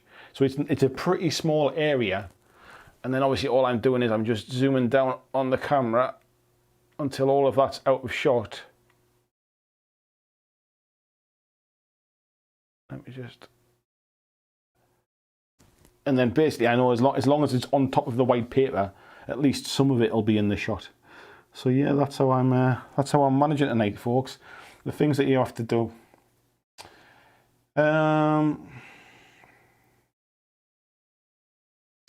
Where are we up to here? Peter says he's great. Just want me to get his machine for a spin. Yes. Jonathan says, good night, gang. Hate miniatures to show you tomorrow. Look forward to seeing them, mate. Thanks for popping in. Luke says, your opinion is about right. They're a bunch of very nice people, but with only 3/4 within the company are gamers, so they buy everything and therefore get good prices, which allows for discounts. Yeah, I mean, they definitely seem to have some good prices. But I can't work out why I've got that opinion of them. Basically, it's not like a negative opinion. It's just like the feeling that it's more of a kind of like buy in bulk, sell them cheap kind of thing. But without the without the community side, if you like. And I have no idea. I'm just rambling now. I think I don't know why I feel like that about it. But not like I say, nothing negative. Never had a bad experience, never heard anything bad about them. VJ says, just a quick little plug for anyone who's already a Tabletop Minions a regular or considering becoming one. We're running an online gaming con this weekend on the Discord channel and Tabletop Simulator. I've heard a few places are starting to do that now, mate. The guys in Gotham to Samaria group, who were a bunch that's not too far away from me, they're local lads, they're doing something like that as well.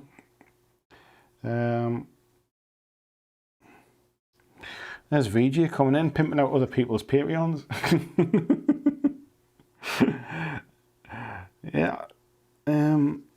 What was I just going to say there? Hope you don't mind giving a plug. No, it's fine, mate. Don't worry. Kieran says, even folks here to hobby paint vicariously. Kieran, always good to have you in, mate. I hope you're keeping well. I hope you're keeping well. How's lockdown treating you, mate? Are you working from home still? Are you back at work? How's the family and stuff? Nice to see you anyway, mate.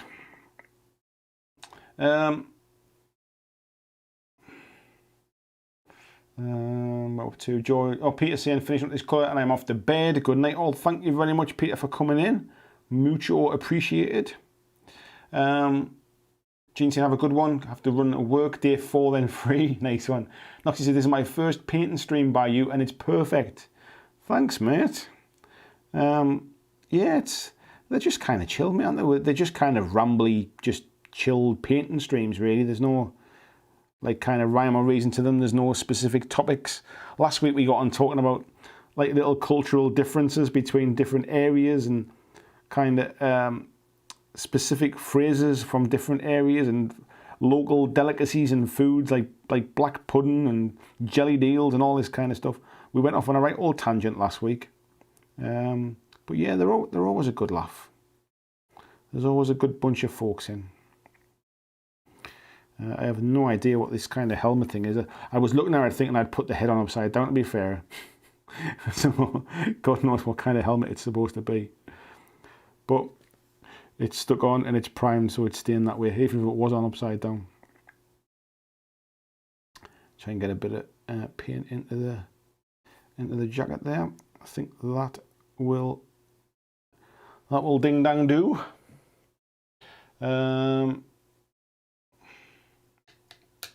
Morph says, yeah, to Tony's son came along and saw it as a late night time. I must have missed that chat. William said, brother, it's not sad, it's fierce. Life is short, fierce glory, the blaze of a firefly. I tell you what, William, you're not wrong, mate. We're as they say, I'm not here for a long time, I'm here for a good time. It's a very apt phrase, mate, isn't it? And you have to grab life by the balls and make the most of it, mate. And play the hand you're dealt, as they say. Scott says, I was looking on Zetto the other day when looking for Drukhari, found them not very cheap. I think when it comes to like GW stuff, I think GW were a bit funny about people discounting stuff too far, to be fair. And whilst that is highly illegal, obviously, I think they basically, if a little bit like Apple do, I think do the same thing. If you discount too far, they basically they unfortunately don't have things in stock when you come to buy them, I think.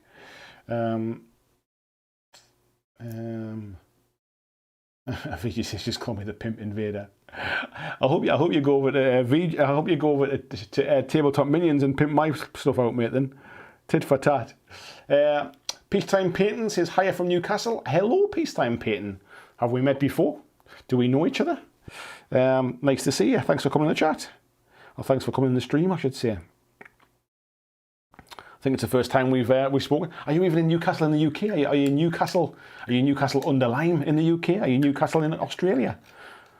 I shouldn't assume anything. VGC is going best mate coming down from the city today, having a hobby day, going to do some building, priming, teaching about you the airbrush, and going to play a couple of games of Blitzball. Or to get some friends together and play a game, mate. I'm very envious of you. George is saying I once stuck the top off a GW Assassin the wrong way around. Never noticed until a mate pointed out in the game. I saw something the other day. Somebody had been painting.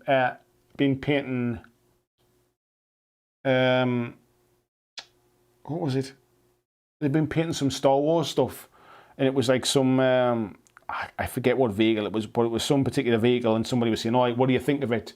And the first comment was, "Oh, you've got them guns on the side upside down," or something like that. And the guy was like, "It came part built." I didn't even know. But yeah, it's even if the head isn't upside down, it's such a weird looking thing. I don't think it makes any difference whatsoever. Scott says, I was pimping you on Steve's live stream the other night. Steve's live stream? Steve who, mate? Which live stream's that? I don't know if I know anybody called Steve.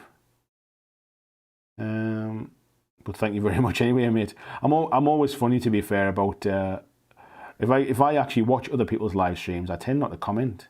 Like, unless it's somebody like Krabby who I know, I tend not to comment on other people's live streams.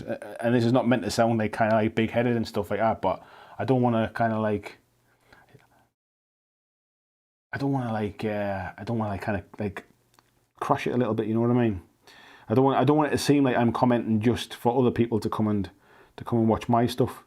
So I tend not to comment. Tony Tiger says I've got an old Warhammer Empire army. Wonder if it was worth multi-basing for Kingdom of Men, Kings of War. I tell you what, mate. Unless you want to kind of hang on a couple of years and see what's coming with the old world stuff, I would just go and do it. It's either that or it's just going to sit on the shelf doing nothing, isn't it? So what you got to lose? I mean, the other side is you can play Kings of War without multi-basing it as well, mate. Don't worry about that.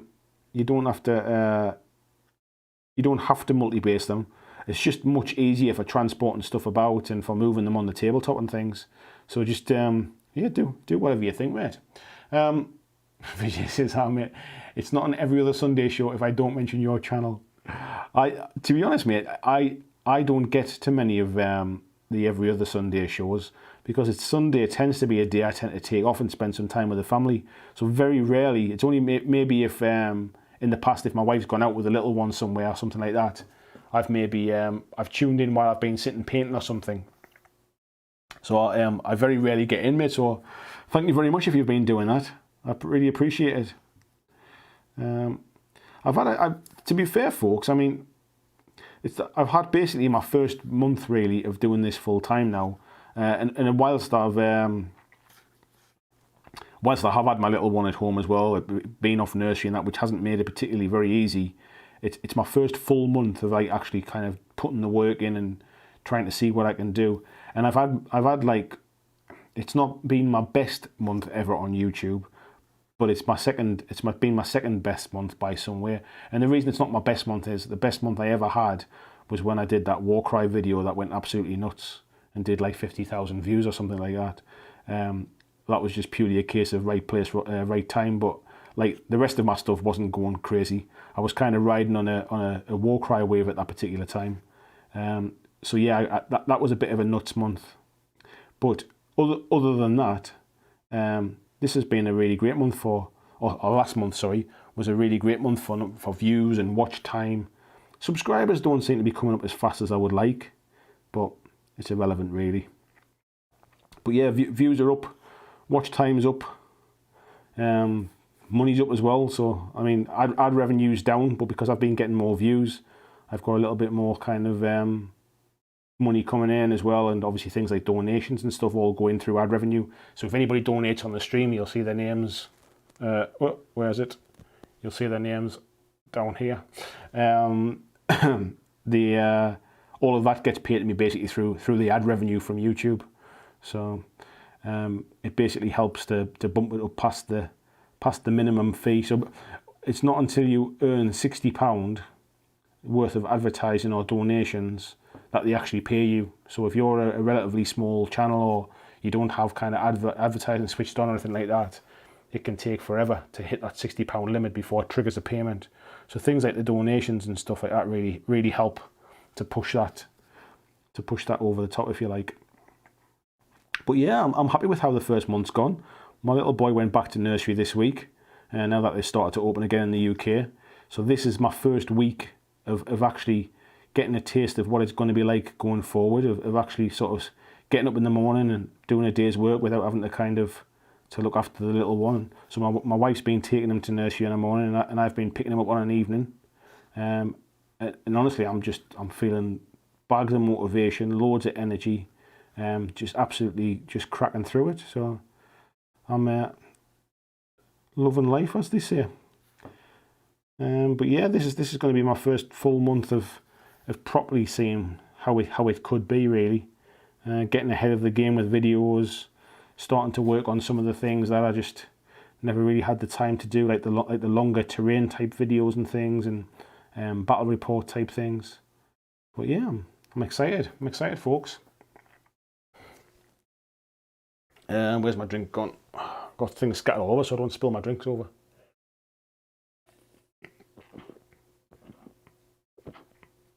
Scott says, you've mentioned him before. He's an American YouTuber.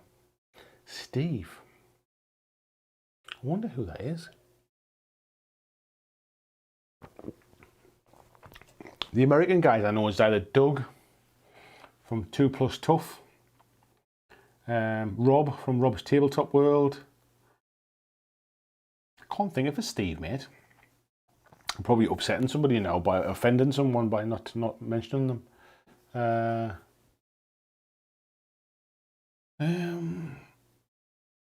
Peacetime Painting says, cheers, yeah, Newcastle UK. We chatted on Twitter before with my real account. It's my painting account.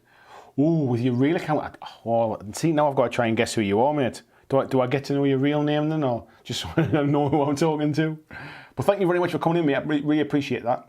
So he says, this is a painting and terrain hobby YouTube account I set up a few months ago. Nice one, mate. Red Rose Wargaming says, I thought I recognised the model. I converted this guy into some Skaven. Yeah, they're perfect for that. VJ said, hoping Old World turns out to be epic scale. They must have something up their sleeve for that, mustn't they? Tony says he's Ultron from Crisis Protocols, has the thighs on the wrong legs. Wasn't going to try and attempt to rectify that one. Oh, Scott says Rob's Tabletop World. Sorry, not Steve. Yes, I thought that was the case, mate. I was trying to remember. Yeah, Rob's a nice guy.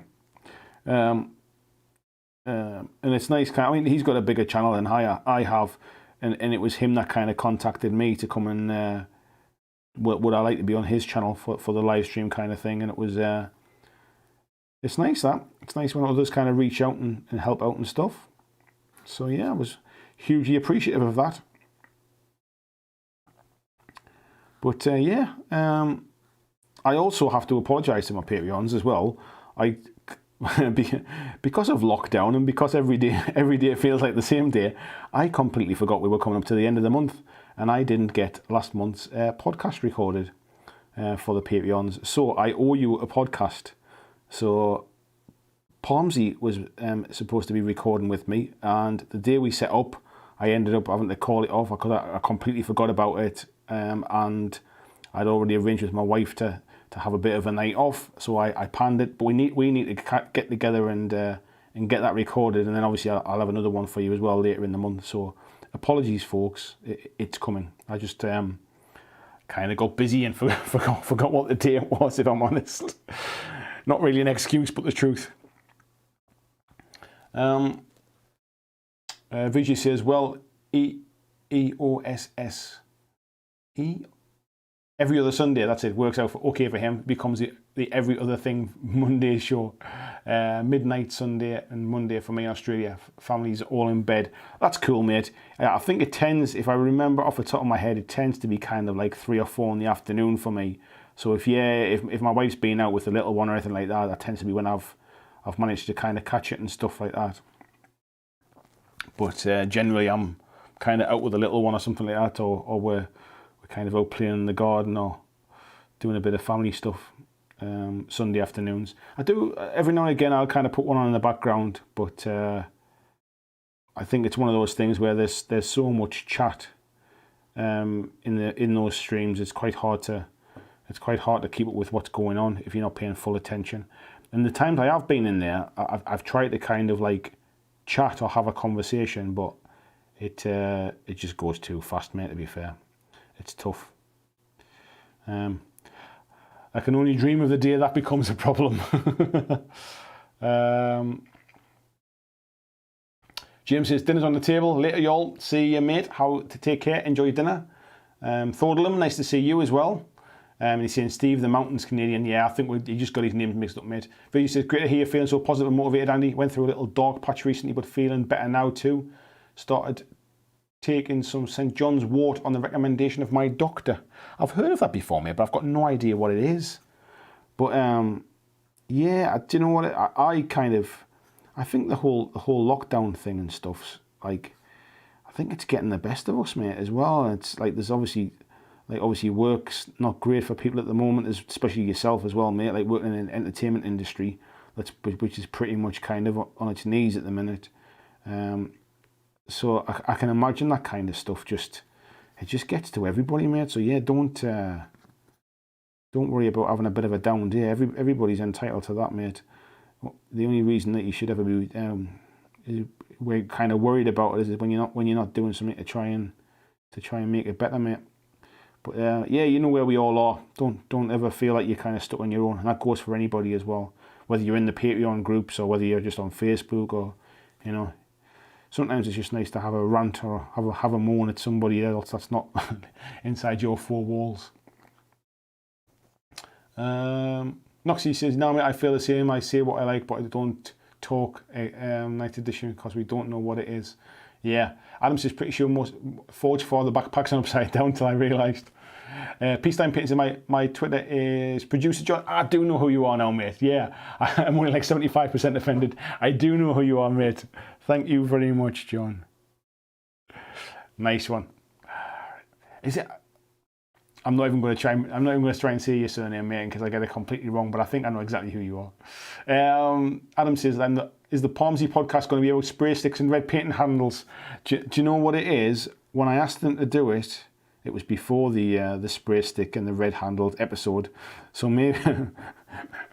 Maybe I might have to change the topics now, but no, we're gonna chat about like Palmsy's magazine stuff for that, and that kind of stuff as well. So, and just the fact that like basically, what's the differences? He's out there in Spain. What differences does he see like locally and things? You know, compared, because I think in the UK we tend to get a bit of a blinkered view a little bit of tabletop gaming because of like most of the big companies being here in the UK. We tend to think like it's a very like UK centric hobby, if you like, and I think you can become a little bit blinkered to it, and certainly blinkered to some of the American companies that we don't really get the games over here because there's so much choice. So things like Relic Blade you just can't pick up over here, and like even to an extent things like Malifaux you don't see so much. Because basically there's so many UK companies that are on our doorstep.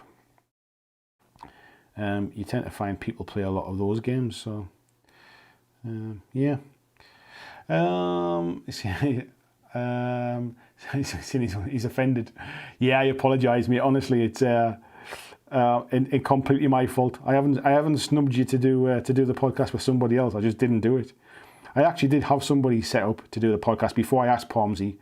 They agreed to do it. We were settling on a date, and then they kind of went cold and stopped replying to my messages.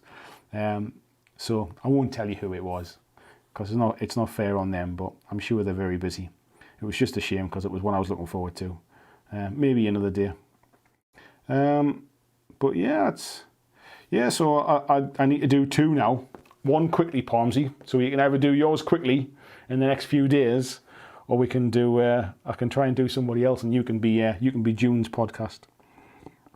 But we'll sort it, mate. I still want to talk to you. Even if we don't do it as a podcast, I still want to talk to you. So, yeah, so that's that one. Palmsy says he's planning a 2-hour podcast on red paint handles.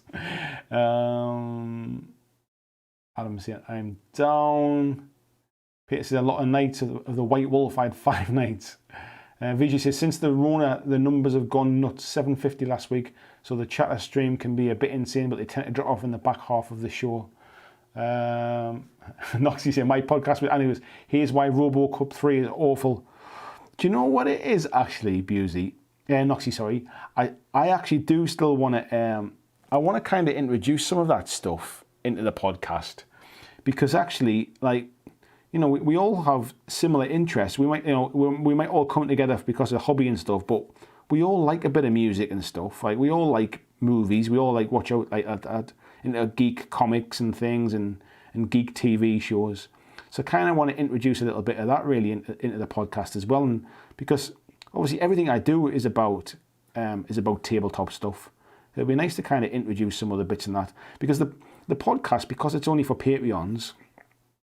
And to be fair, because it's only for Patreons at $5 and above, it's not like I do it to get loads of views from it. It's not that's not why I do it. I do it as a little kind of thank you to give something back. Really, that's all it's for, and to give an extra little bonus to Patreons.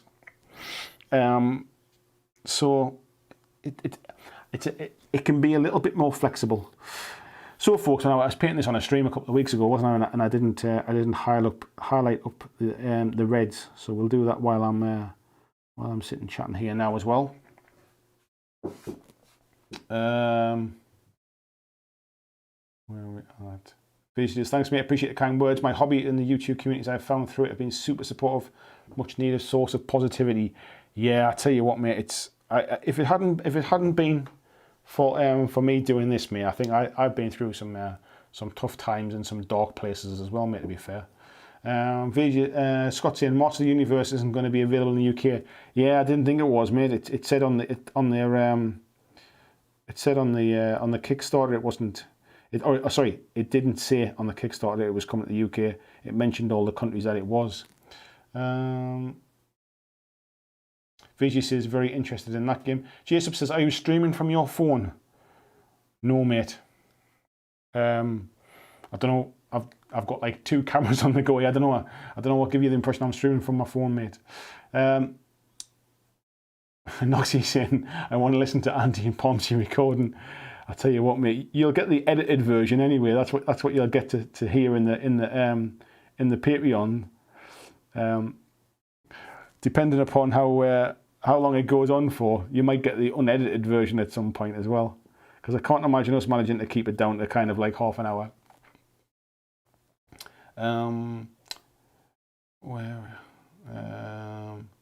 Peter says, doesn't Christian usually pop in about now? He's doing his D&D tonight, mate. I think he's got a bit of a D&D game going. So, yeah. Dan Hughes, nice to see you, mate. How are you doing? I was just listening to your podcast last night, the one that you were doing with, is it Richard Simpson from We're Not Wizards? That's the one I was just listening to last night. He says, if you need a podcast guest at any point, I'm happy to throw my hat in the ring. Dan, I would love to have you as a guest, mate. Absolutely 100%. I'll contact you in the next day, like tomorrow or something like that, mate. And we'll set up a date when it's convenient for you, mate, because you're the pro at this. That'll make it dead easy for me. So, yeah, I'd love to do that, mate. Much appreciated. Barry says, boom, 153 points of Maison done. Nice one. Scott says, as long as we're talking metal music, I'm in for the podcast. Palmsy says, I like the idea you're having chats with members of the community. I think we should open things up to us normal for we make up the hobby. To be honest, mate, it's I mean, at first I thought about like, you know, should I be trying to get like more well-known folks on, you know, like people like, You know, like people who run companies or game designers and that kind of stuff. Should I be doing that kind of stuff? And then actually I kind of thought, do you know what it is? Like, this is for a very small portion of the community, really. It's for the people that support me and the people that help me.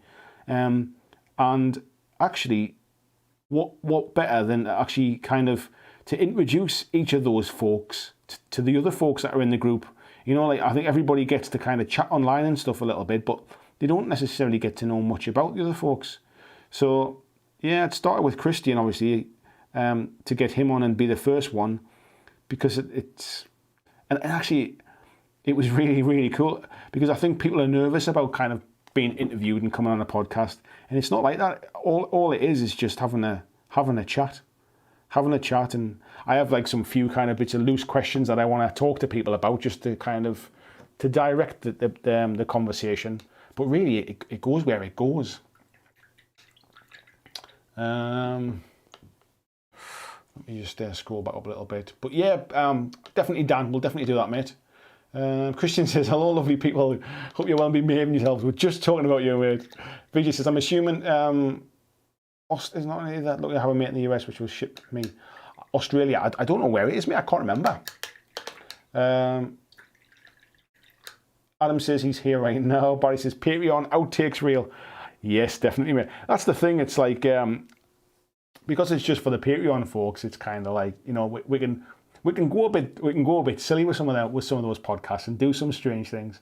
Everyone's having a bit of a chat at Christian. Jason says, I demoed the other side at a local con, had a lot of fun with it. I'm assuming it's relatively new where more players from Malifaux at the time. I've got a set. What is it? The King's Empire I've got for the other side, and the minis are great, but I've hardly ever seen anybody speak about it. I've got no idea if anybody plays it or not. Barry Clyber says, metal! Busey saying, do you think you'll ever do any hobby builds again? I still need to get around to making that fold-out table, but it's one of the best videos for builds out there. Thank you, mate. I might do. I mean, that's not where my skills are, really. I mean, I'm not like a carpenter or a builder or that kind of stuff. But I tend to do those kind of builds just when I have to build something for myself. So it depends if I need anything, mate, really. But I was chatting to my wife today, and I was watching a video. I don't know whether anybody's seen it. There's a guy called Little King Goods, and he does kind of leathercraft videos, and he's got the most amazing studio where he builds his stuff. And I said to my missus as I was kind of sitting watching, I said, do you know what it is? If this ever got to the size where I could afford to kind of rent a proper studio, if it ever got to a point where I needed to, you know, if it was grown, and I'm talking years here, I'm not talking like kind of this year or even next year probably, but if it ever got to the point where I could kind of like rent a studio type thing, like a bigger space, I would probably start to do more of that kind of like terrain build things and like that kind of building stuff. It's more about just space and things, really. But yeah, to answer your question, mate, I probably would do something like that, but it tends to be something specific, either something I'm building for myself or an idea that I've got. But yeah, if something comes up, mate, we'll do something. Anna says, did you order? Oh, where did that go? Did you order the Switch HDMI box thing? Can't remember the name. I did. It was so it's called an R10 Mini. I've ordered it. They're on pre-order at the minute, so they're on a bit of back order. I think obviously with the lockdown stuff and everybody streaming and sort of people working from home and churches doing kind of online masses and things like that, a lot of like streaming equipment and things are out of stock at the moment, and I think these are relatively new. So yeah, I've ordered one. But yeah, it was supposed to come today, I think, actually, or it might have been June the 2nd it was supposed to come. Then they got pushed back to June the 6th. So it's I think they're just waiting for them to come into stock. But yeah, I've ordered one. As soon as it comes, if you're interested, I'll give you a bit of a write-up on the in the Patreon chat and let them tell you all about it.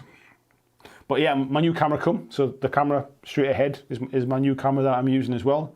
So I've got a couple of cameras. I've got 3 good cameras now, plus this HDMI switcher when it comes as well. So yeah, I'm set up for kind of doing a bit more fun live streams, interview type stuff, playthroughs, reviews, all that kind of stuff. It just speeds it up for me, which makes it easier to record stuff. Where are we up to there? Timothy says, ever play Relic Blade? Hi Timothy, by the way. I haven't, mate. I had arranged to meet Sean at Adepticon this year. We'd spoke by email, we'd arranged to meet up and stuff, have a demo game. But unfortunately, because of the lockdown and the cancellation, I never got to go and never got to meet him. So Relic Blade's not something that you really see in the UK so much. Like I've never ever seen it on sale anywhere. And so I never really hear anybody talk about it other than folks who come onto these streams who tend to be from the US. But I've heard nothing but good stuff about it, which is one of the reasons I wanted to speak to Sean at Adepticon. And hopefully when things calm down and we can start to travel again, I'll hopefully see him at a future show. But no, is it something you play, mate? Is it something that you would you'd recommend to folks? I don't know a huge amount about it, other than what I've read on the website. But yeah, the minis are very nice, and I know Sean. Everybody tells me what a nice guy Sean is. Pomsey's saying, Andy, your carpentry skills are impeccable. Don't do yourself down. I tell you what, mate. I've got no carpentry skills whatsoever, mate. It's just it's a case of just doing what I need to do to get a job done. I mean, I would say I'm pretty handy when it comes to kind of like working with my hands.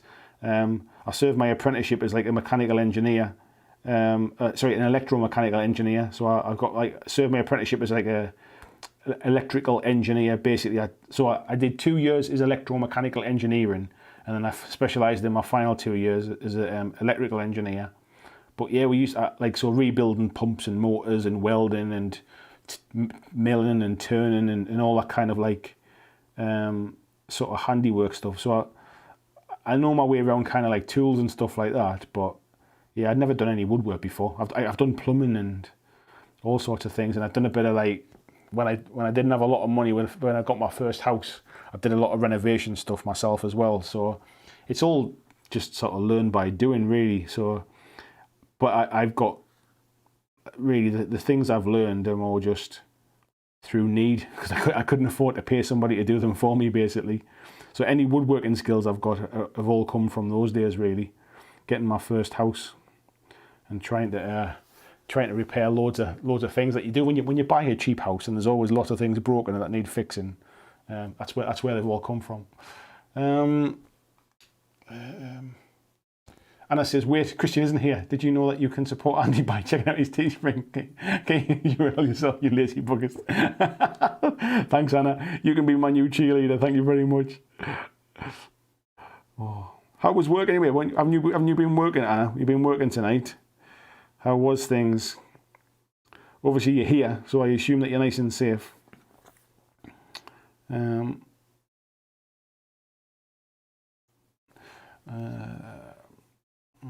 Scott says, Andy the terrain tutor. Terrain building does really well on YouTube because people just like to see things being built. It's got such a wide appeal that goes to like people who build dioramas. It goes to people who do like model railway stuff. It's all that kind of stuff. So it has such a wide appeal. And if I was any good at like terrain building and stuff, I know for a fact that's exactly the kind of thing that would get me a kind of a bigger following on YouTube and more views and all that kind of stuff. But I think I am a long, long way off doing any kind of terrain building. It's definitely not my forte. But who knows? I might, like, now I've got a bit more time on my hands, I can start to mess around and see if I can do some like, you know, like terrain building on the cheap kind of things, you know, like building with trash and that kind of stuff. Who knows? The world's your lobster when you've got time on your hands. Makes it a much easier thing to do. How we're doing for time? 20 to 11 now, we're doing all right. We're pretty good. Beauty, just keep it in mind, don't build, make something. Yeah, I know what you mean, mate. No, I don't. I think when I put this table together, I should have filmed that really, but I always kind of second guess myself and think, nobody wants to see me putting together this kind of stuff.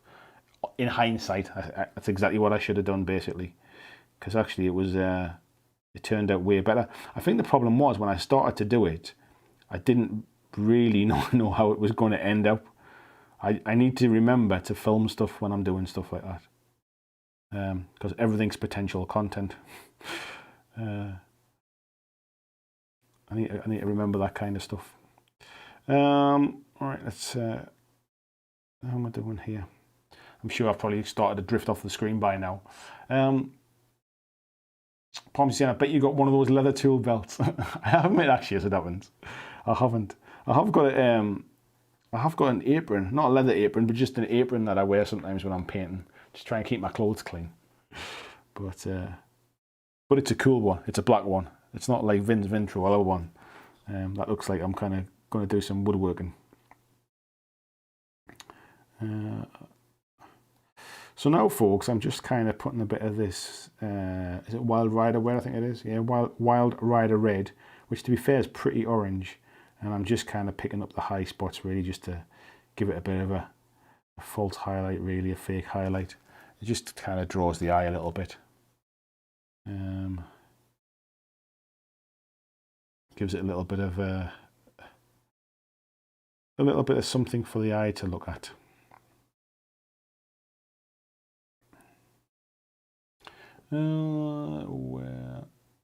Scott says we need another choose your own adventure night. Ryan Dunphy just subscribed. Thank you very much, Ryan. We do need another one, mate. Did you see that Ash Barker had done a fighting fantasy thing the other night? I'm not suggesting that I might have been one of the first to do them, but you know, I was.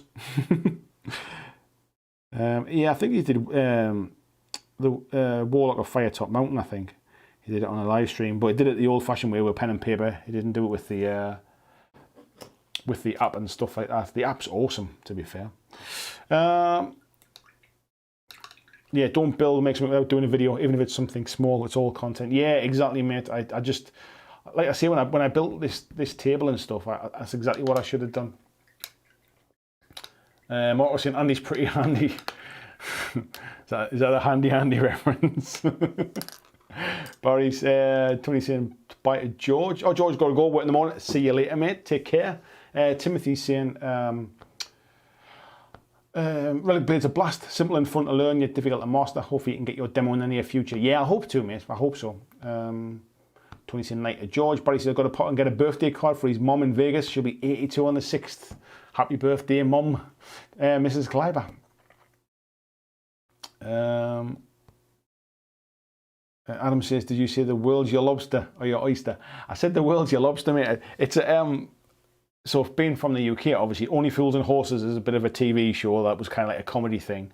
And Del Boy, if you're aware of it, kind of used to say some strange things, I can't even, like lovely jubbly and things like that. And what he used to say was basically, instead of saying the world's your oyster, he used to say the world's your lobster. And it just kind of stuck in my head, so I always just say the world's your lobster now. Anne says, not been at work today, took my dad to an appointment for his cancer. Got good news. Fantastic. Told we need a shield for 3 weeks though, so working from home till he has his surgery. That's amazing news. Fantastic. Takes a little bit of weight off his shoulders, doesn't it, when you hear some good stuff. And Christian saying, yeah, we're all out here for you. Definitely. Vijay saying, great news, great show. Yes, so people have heard of it. Yeah, the world's your lobster. It's funny when you say something and you don't even give a second thought to whether people have understood why you said it. Right, we'll get the black contrast paint and we'll do the weapons now, I think. Adam said I used to watch it as a kid, but I don't remember much. That's awesome, though. I do similar things. It's funny, they just kind of get stuck in your head, don't they? Like, you hear something so often that it's like, it becomes second nature. It's like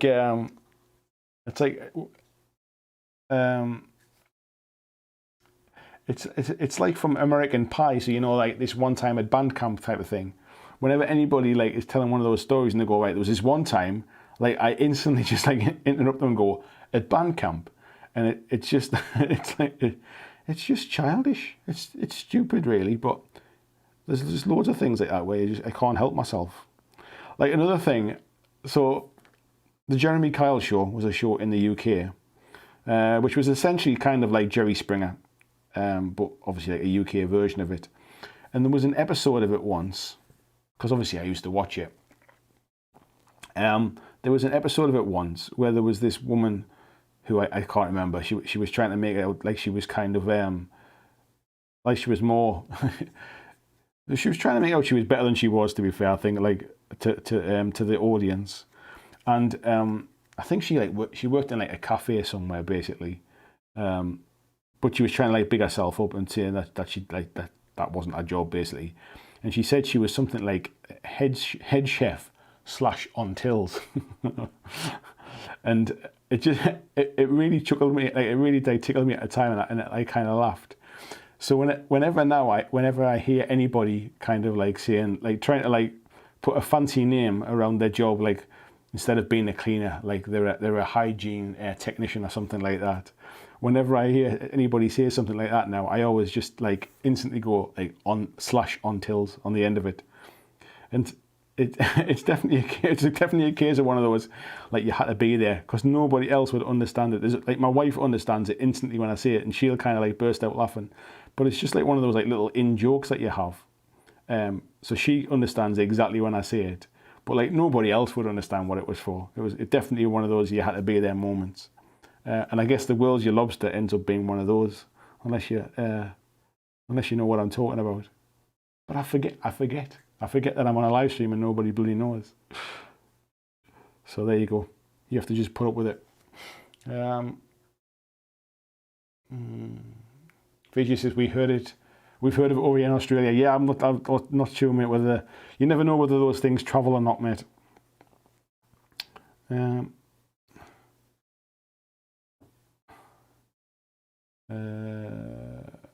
Mike G says going to look it up. BBC America just shows Star Trek all day for some reason.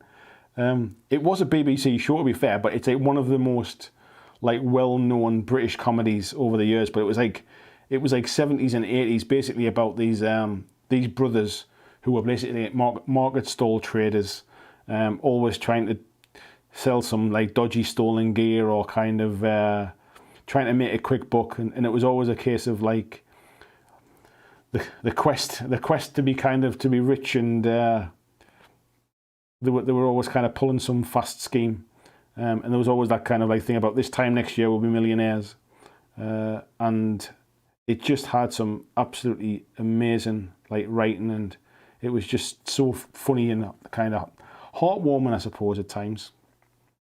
But yeah, it's one of those that actually kind of did stand up to time, really. A lot of things in the UK, like from the 70s and early 80s, really dated quite badly. But that wasn't one of them, thankfully. Kieran says, Bonnier de douche, always my favourite Delism. Monge 2, Rodney, as well, was always one of them. Monge 2. There you go.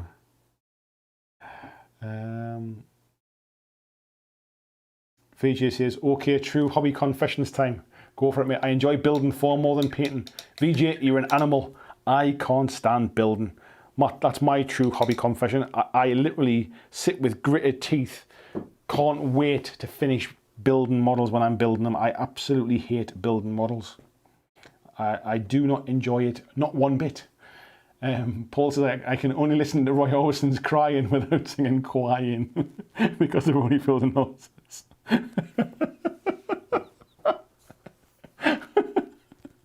Oh, I love it when those moments just take you back. That was brilliant. Oh, yeah. Yeah. What this is? There's just some absolutely like stonking funny parts from that show. Yeah, you probably, anybody that isn't aware of it, anybody from overseas, you will not find anybody in the UK who hasn't heard or hasn't seen Only Fools and Horses, that's for sure.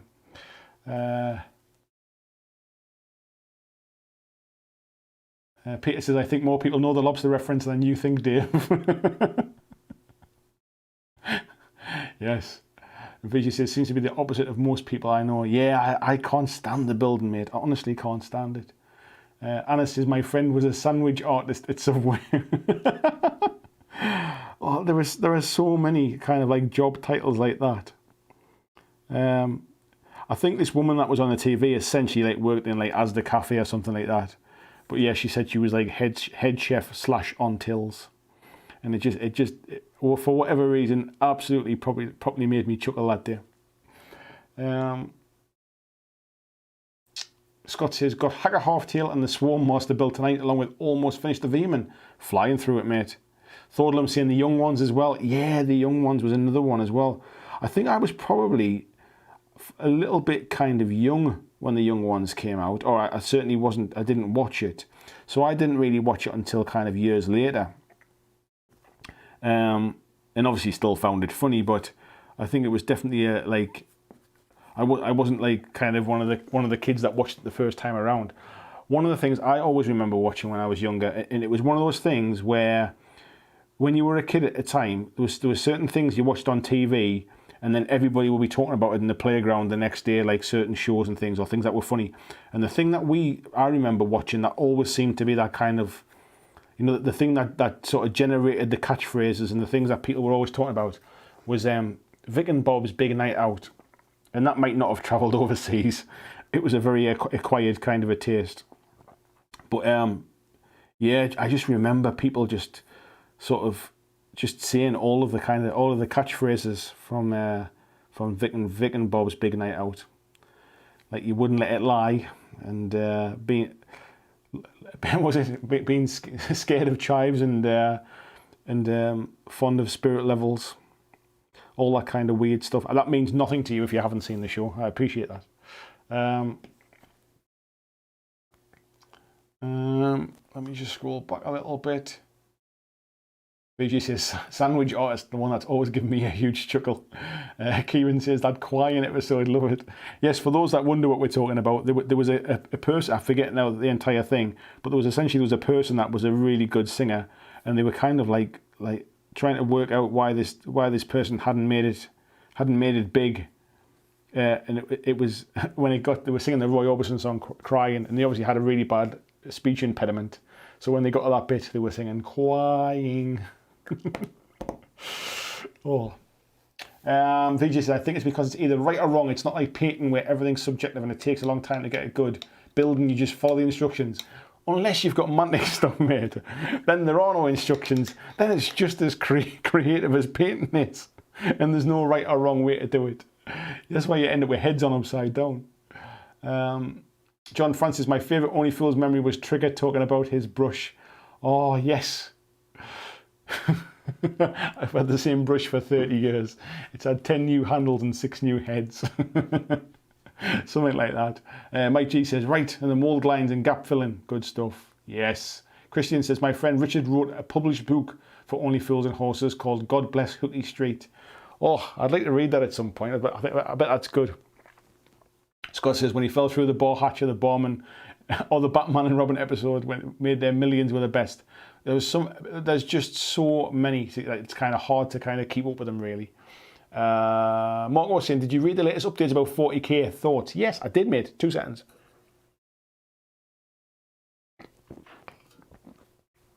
Let me flip back to the main screen.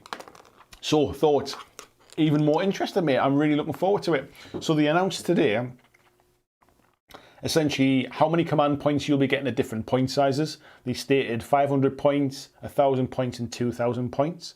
They said that all of the points for models is going to go up, which essentially means that you'll have less models in your lists now. So it certainly seems like they're doing the main game. It's aimed at smaller points levels as well. So 500 points is actually in there. It's not just a suggestion of, well, you could play at smaller points if you want. It's really in there as part of the kind of the core rules. I really like that.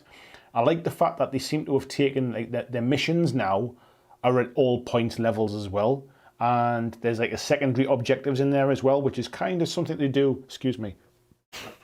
It's something they do in like ITC tournaments.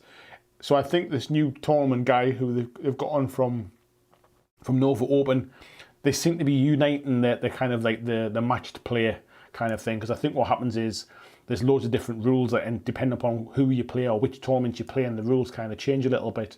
So I think they're trying to kind of pull that match play tournament sort of community together, which is good.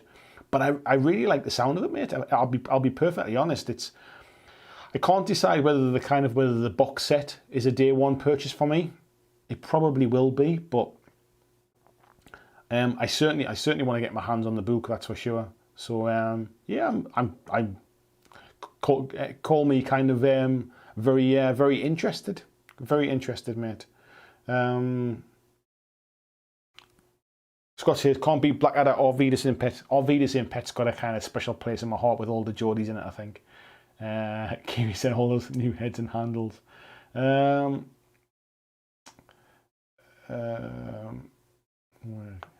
Tim says, what's on the end of the stick, Vic? That was it. That's my kind of memory. I think for some people it'll be like Only Fools and Horses, or it might have been kind of the Young Ones and stuff. But for me, for my kind of age, it was definitely Vic and Bob when I was a kid. Bliss says, we got the Young Ones over here, but it came on late, so I had to sneakily watch it. I think it came on late here as well, to be fair. VG says, the Young Ones is gold. I got a full set on DVD. Aid and Rick are still probably my favourite comedians of all time. I think Bottom was probably the thing from Adrian Emerson and Rick Mail that probably kind of stuck in my head more rather than the Young Ones. I was a big fan of that, and I've watched it back since, and it hasn't kind of stood up to the test of time so much. It's still really funny, but it is just like, it's really just two grown men beating each other up on a regular basis. But I do seem to remember it being funnier when I watched it, like when I was younger. Luke says, Ulrika, ka. That was Shooting Stars, wasn't it? I remember that as well. Luke says his friend has always said there's a red dwarf quote for almost every situation. I can imagine that. Mike G says, Spaced and Coupling was big for me. Spaced I never really watched, mate, but Coupling I did. I remember that. Kerry Rivers, what's on the end of the stick, Vic? Ooh, Vic, I've fallen. That was it. It was just like all the little sketches and all those stuff things. I remember people in the playground. I remember one episode. For some reason, he had a bandage on his hand for the entire episode for no apparent reason. That wasn't like, I think it was part of like a comedy sketch or something, but it wasn't really mentioned. And the next day, like about 15 kids come to school with like bandages, with their hands in a bandage, purely because of what they'd watched the night before. Paul says they hired him to sing at a party for a local mob boss. Didn't know he couldn't say his R's. That was it. That was exactly what it was. Tony saying you can't give a baby booze. Nice brown booze, baby. Oh, what was he called again? Was it Uncle? Oh, I forget what he's called. Uncle somebody, wasn't it? Yeah. Oh God, it's all coming flooding back now. Red Rose War Games says Blackadder, Red Dwarf, Bottom. Alan Partridge. Yeah, Alan Partridge as well. That's another one. So the episode, of what was it called again? It was just called Alan Partridge, I think, wasn't it? Oh, it was called Not Knowing Me, Knowing You. It was whatever the shoot that I can't remember what it's called now, but the Alan Partridge where he basically was living in the hotel, and there was the Geordie guy who basically who worked in the hotel with him. The bit where he I think there's a bit where he takes a woman back to the hotel and they've got chocolate spread, and there's a bit like basically where the guy knocks on the door and he opens the hotel door and he's got like chocolate like all over his face, and I think the quote is you got a bit of chocolate on your face, Mr. Partridge. And that's one of those quotes as well that always kind of like always gets overly used, like when the Ben's eating like a kind of like ice cream or something like that, or he's eating like I remember going on holiday and he was eating like a cornetto type thing by the pool, and this thing was like all over his face, and I remember kind of coming out of the water and just going, got a bit of chocolate on your face, Mr. Partridge. And obviously nobody else understood it. I think we were in Florida at the time. It's funny, these things that stick in your head. Oh, VJ says, yes, not done any Mantic building yet. My Veer-Myn starter and booster are on my to-do shelf. Good luck with that, mate. Luke says, I think Marvel Crisis is worse than Mantic. When Mantic, you learn to figure it out for yourself, but with Marvel, you have to desperately try and make sense of absolute nonsense. I've heard that, mate. I've not dipped my toe into that one, but yeah, I do remember that one. Tony says, aha! And James is saying, yeah, I'm looking forward to Crusade. VJ saying, where's the information? Yeah, it's on the Warhammer community site, mate. Krabby is still there, mate. Nice to see you. He says, I think it sounds great so far. Time will tell. Yeah, I'm really interested for him, mate, to be fair. VG saying, yeah, he's found it. Luke says, I always preferred bottom to the young ones, especially the live bottom stage shows. I dread to think how many times I watched them. Yeah, me as well, mate. I've watched them again and again. VG saying, bottom, yeah, piss funny. Tim Kelly says, Gas Man, that episode of Bottom is a classic. It definitely is. VG saying, I think Ben Elton helping with the writing on young ones really helped. Yeah, you potentially right, actually, mate. Ben Elton, he's definitely of his time as well, I think, though. He's definitely that Uncle Peter, that's it. Uncle Peter. Donkey. Coupling was really good. My wife loves it. Coupling, I remember being almost kind of like, meant to be almost like a British Friends. It came out around that similar time, but actually it was really good. VJ said his mate has come over as a massive Partridge fan. Peter, I wasn't much of a fan of Belt and his stand-up, but his comedy writing was good. Yeah, definitely. As I say, I think he was like of his time. Definitely, it was that. His comedy was very much that kind of anti-Tory kind of. I can't even think what I'm trying to say now. It's been a long day, but you know what I mean. Very political. At a time when comedy wasn't very political, actually. Krabby says, I was obsessed with Mr. Bean when I was a kid. I used to watch the VSH on repeat. My little lad's been watching the Mr. Bean cartoons, actually. He thinks they're funny. Anna's saying League of Gentlemen is another one. 100% League of Gentlemen. I'm a massive fan of League of Gentlemen. My wife can't stand them. She thinks they're horrendous. But me and my sister were big fans of it. And yeah, we throw the League of Gentlemen quotes at each other. Like about what's that? We'll have no trouble here. The local shop for local people. All that kind of stuff. Roxanne says, you just remind me of Vic and Bob's Jody Jeans. You've been looking down my bra. Jody Jeans. Jody Jeans is one of the funniest things ever. VJ says, Aussies tend to gravitate to UK humour rather than US. We get a lot of it on our TV. Yeah, I can understand that. Marcus says, I really have no idea what you're talking about. In Italy, we only got Mr. Bean and Benny Hill. Benny Hill is definitely a one of its time. Benny Hill was huge in the States, I think. Paul says, Ben Elton pretty much made Blackadder what it was. Blackadder Series 1 wasn't very funny. Blackadder was pretty much Mr. Bean. Blackadder the second onwards was hilarious. I would agree with that, mate, to be fair. Scott saying, Spitting Image was bad for political stuff. I keep hearing Spitting Images coming back. VJ, you buy some pegs, Dave. I had an old boss called David, and he didn't like to be called Dave. If anybody ever called him Dave, he used to go, my name's not Dave, my name's David. You need to call me David. And all I could think of when he told me that, whenever he said that, was you're my wife now, Dave.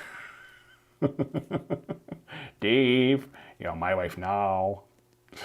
Robert says, I have to go. Listen, everyone take care. Bizarre, see you, Robert. Nice, take care, mate. Bizarre is saying, love Benny Hill.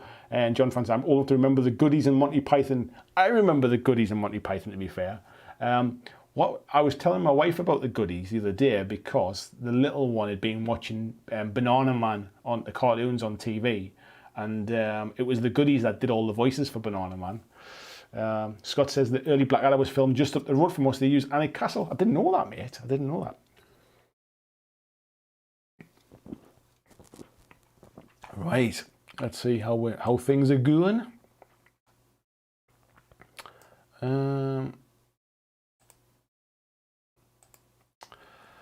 Right. Peter said, Vigi said, love the Goonies. Crabby Vision said, I love The Office. Don't think much has come close to that comedy-wise. Yeah, I'm a big fan of The Office as well. Peter says, it's just me as it's taking a funny turn. Yeah, I think these things tend to. And yeah, Vigi says, R.I.P. Tim Brooke Taylor. Yeah, I think the day after we had that conversation, the guy died, unfortunately. Yeah, obviously not because we'd had that conversation, I hasten to add. Right. What am I painting now? Let's get some... what do I need to do? Right, I've got this... What colour does that need to be? Let's have a look at this. I think we'll use that kind of creamy colour to do the straps across the nose.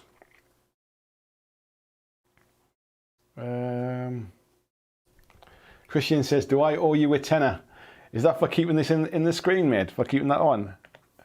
I've done a really good job, mate, to be fair. That's what it was. VG says, I don't think I have a friend called Dave that I've not asked if they want to buy some pegs. Scott says they also filmed Harry Potter in Alicante. I knew about the Harry Potter, mate. I didn't know about the Blackadder one. VG says, I know a lot of Daves. Yeah, Dave. Another one that was absolutely fantastic and one of my all-time favourites and may not have travelled over to Australia was Phoenix Nights. I absolutely love Phoenix Nights because where I grew up, like in a bit of a mining village in the northeast of England, like workmen's clubs were very much kind of like part of the furniture in the northeast. So to see kind of like Phoenix Nights, which is basically about like a working men's club, it was like there were so many of the characters that I saw there that I remember seeing like in like so my dad used to go to like a workman's club and like kids could kind of go along and there was a bit of a room at the back where, you know, kids could sit and play a pool or something and all that. But yeah, Phoenix Nights, one of my absolute favourites. Anna's saying, VG saying, I've been to Durham Castle when I was in the UK. It's a cool spot. Yeah, it's really nice, mate. Anna there saying, my comedy sketch of all time is the original Four Yorkshiremen. That is brilliant. That really is. Just Kev, nice to see you, mate. She's still fascinated that Mantic games are so popular in this group. What are the top 3 bullet points of Mantic games that I'm missing out on as a 40k player? I'll tell you what I would say they are, mate. For me, one is obviously price. They're a lot more kind of competitively priced than 40k stuff or GW stuff in general. The second thing is the rules. The rules tend to be much more straightforward and just much more streamlined and easier to get into. And I would say the third thing is the community is really friendly. That like because it's a relatively small kind of because it's obviously there's less people in the community. They tend to kind of look out for each other and are a lot more supportive and a lot more helpful, I think. Because basically, if you find somebody that plays the game in your local area, kind of hang on to them because it's not the kind of games that you can get everywhere. Now, what I would say is that it's growing all the time, and that's becoming less of an issue these days. But certainly in days gone by, I think people just generally were a lot more supportive and Mantic are pretty good with their community. They're kind of very supportive of like, you know, just very supportive. Sorry, of people playing their games and kind of looking out, whether that be posting the work that they're doing online or whether sharing like their YouTube videos or their podcasts and all that kind of stuff. They just seem to kind of like engage with the community very much. But for me personally, one of the biggest things for me has always been their rules. Their rules are just so much easier to get your head around. They're not nearly as complicated as some of the Games Workshop games. So yeah, I mean, and that's not to say that I don't go on and play Games Workshop games, but if you think like one of the Games Workshop games that I love is Warcry, and I love it because of its simplicity, that probably kind of gives you one of the reasons why I love a lot of what Mantic do. Where are we at? Scott Longworth, Paddy, can you hear me now? Yeah, I can see you, Dick. I love that. Max and Paddy's Road to Nowhere was good as well, but yeah, Phoenix Nights, the original. So VJ, I think there were 2 series or 2 seasons of Phoenix Nights. You have to try and get your hands on it. If you can't get your hands on it, mate, let me know and I will try and point you in the right direction. It was absolutely hilarious. And you might have heard of Peter Kay, but it was essentially one of the first things that Peter Kay ever did. But yeah, what an absolute legend of a show that is. Yeah, Christian saying, ease of player, cost, community support, yeah, similar stuff, mate. Anna's saying, yeah, Phoenix Nights is funny. Marcus says, I've only ever watched The Office US. Is the UK one better? Marco, the UK one is phenomenally better. However, what I would say is it's also kind of its time. So you may watch it now, looking back on it, and think actually it's not as good as you kind of like. It's not as good as you expect after hearing so many good things about it. But I think you kind of have to think that when it came out, it was so long ago. Like British culture was in a very different place. it was almost like it was at the point where reality TV was starting to kick off, and people were wanting to be on TV just to be famous, kind of thing. I mean, I know they still do now, but it was just a bit of a different era. And I think it captured that feeling of like that fake documentary type thing quite well. Where now it maybe doesn't seem quite so like poignant, if you like. It doesn't seem like it kind of hits the same marks now. But obviously I watch it back now, remembering it when it was kind of the first time around, if you like. So, but it is fantastic. There was only ever 2 series of it and a couple of Christmas specials, I think. So yeah, it didn't go on as long as the American one. VG says price, Space Skaven, not GW. The not GW thing's a bit funny though, VG. I guess the difference in Australia is it's huge. Crabby says, that's why I loved Arvidas in Pet. It was relatable because it reminded me of my dad and his mates. I watched it back recently on YouTube and it's still fantastic now. Yes, 100% mate. VG saying, yes, far less toxic. I wouldn't say it was less well, maybe I would. I think there's just so many people in the kind of 40k community that you're going to get the vocal ones, or the ones that you would class as toxic. There's going to be more of them. There's some toxic Mantic fans, to be fair, but there's so few of them that you hardly ever hear from them.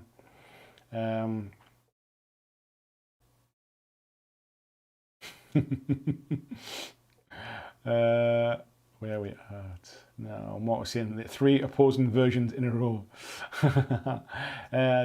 Just Care says, nice one. I just need to look into it more. I like the sound of the community aspect the best. We have a great community of games in my town, and even that when I see a GW neckbeard moment now and again. Yeah, and to be like I say, mate, I think if you have a good community, that's all that's important. It's almost like the game's almost irrelevant as long as you've got a good community. But yeah, I think it's like anything. There's some people who play Mantic games who are dicks as well. Do you know what I mean? I think you get dicks in all walks of life. And the same with Bolton, with Barmy, how far away are they? Classics, all of it. I always remember as well. What was he called? Oh, is he called Jean Baptiste, the psychic reader, when he's going, I'm getting the word. It's nonce. Yes, funny. Scott says, even the price of their minis and their core sets are great at Mantic Excel. Yeah, they're good prices. VG says, love the UK office. Most of Gervais stuff is great, but I can't stand Steve Carell. I don't think I've ever actually watched much of the US version, if I'm honest. Tony Tiger says, Jackie Chan's on the phone after some Witcher wallpaper. Oh, yes, I'm loving this, mate. I'm loving this. Just kept... I forget what he was called now, but he always just had the kind of the most outrageous kind of like bullshit, didn't he? Phoenix Nice is brilliant. Space was my favourite. I've saw a few episodes of Space more recently. I didn't realise until recently though. So I'll talk about another comedy now. The guy that's in Spaced is the guy who lives down the road in Friday Night Dinner. What's he called with the dog?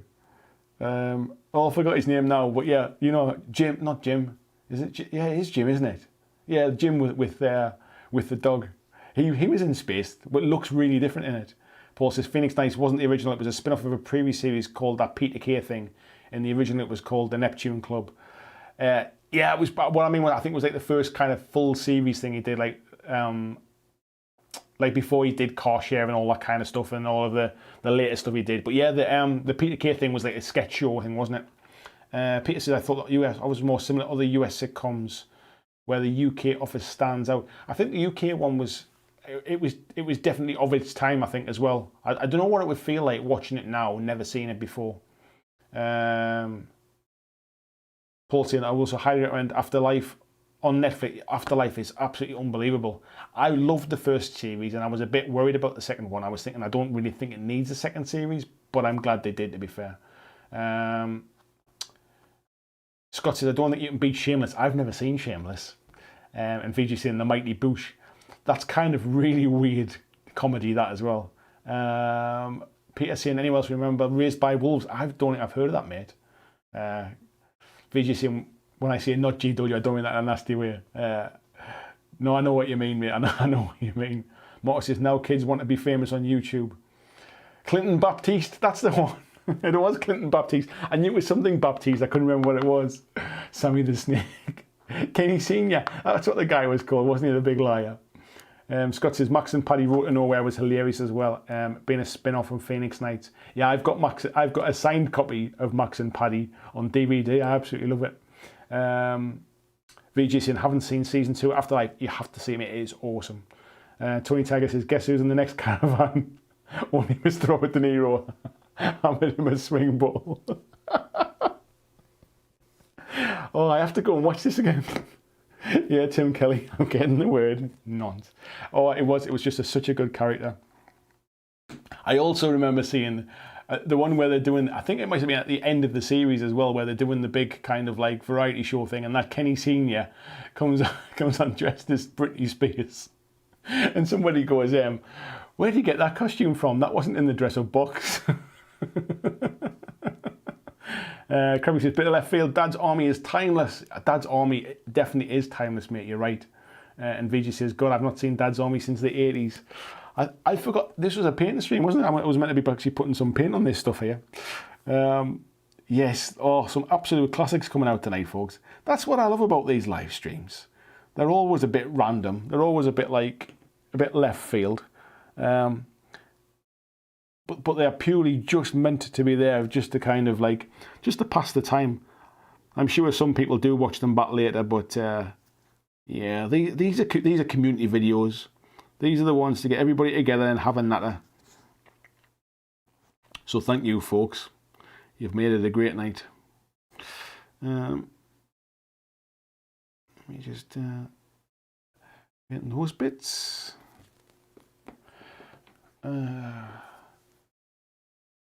VG saying it was always after the goodies around dinner time. I don't remember when the goodies... I seem to remember, was the goodies on a Saturday night? I seem to remember, maybe in the UK. Who knows? I can't remember now. It was definitely when I was a kid. Yeah, things like Phoenix Nights and stuff and League of Gentlemen were definitely kind of my era. College, kind of like late senior school into college. Into my apprenticeship and stuff like that. Yeah. I think that's my kind of heyday of comedy.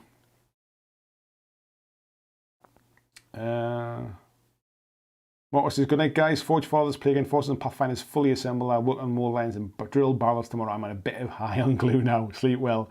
See you later, mate.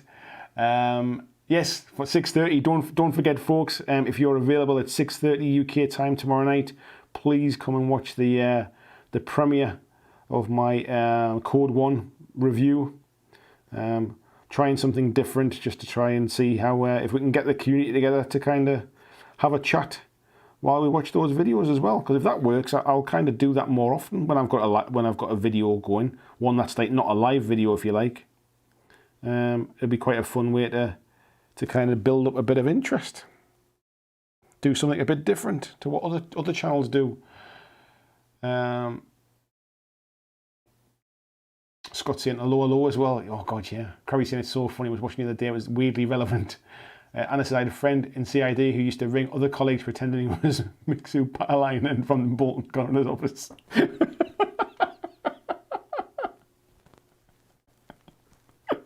Oh God, this is probably making me chuckle. This. Marcus said he's got to take the kids to school tomorrow morning. Hooray! Yeah, my little one went back on Monday, mate. John Francis saying, TV show of all time, Blake 7. I don't think I ever watched Blake 7, mate. I weirdly, for someone that is massively into sci-fi, I never watched things like, I never watched Star Trek, I never watched like Doctor Who. I didn't really watch any of that kind of stuff. You lied to me, Edward, there is a Swansea. Oh, I'm loving it. We didn't burn him. Oh, yes. And my favourite quote from League of Gentlemen is when the policeman comes round to the local shop and he says, I'm looking for a boy, or I'm looking for a man. And Edward goes, ah, bummer, eh? We've had your sort in here before. Yes. Comedy gold, comedy gold. Yeah, I don't think you get away with making those kind of things now. Tony Tiger says, the hoedown episode of Phoenix, what's in your snake eye pie, chicken and mushroom?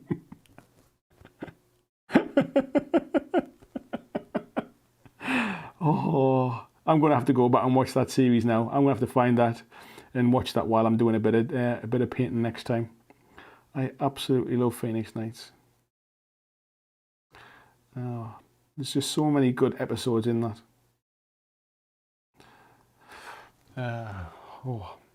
Maybe chuckle tonight, folks. Scott says, oh, bollocks, I don't finish until 7 p.m. Oh, is that tomorrow, mate? Is it? Early start as well. VJ saying I've got great mummies of the 70s and 80s comedies been on ABC over here. Yeah, I can imagine, mate. Yeah. Luke saying the minis are done for Tony Howell's mini swap. Now to do the rest of it. Please, I've made such good progress tonight. Cheers for the entertainment, everyone. Thank you, mate. Just Kev saying, very interesting code 1. Looking forward to hearing more. Although the miniatures are so small, they make me go cross-eyed. It's funny, mate. I was just talking about that before.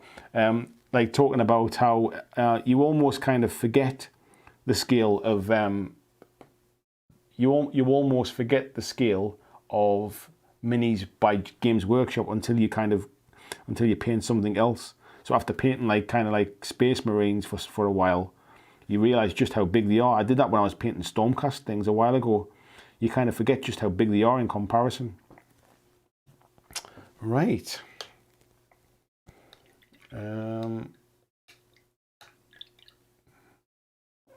Where are we up to? VJ saying being born in 76 and growing up in the 80s was a golden time. Yeah, I was born there like late 75, mate. Yeah, so we're similar era. Crabby saying I'm off for some kip as well. Been a long day. Thanks for the banter. Thank you for coming in, mate. I'll catch you soon.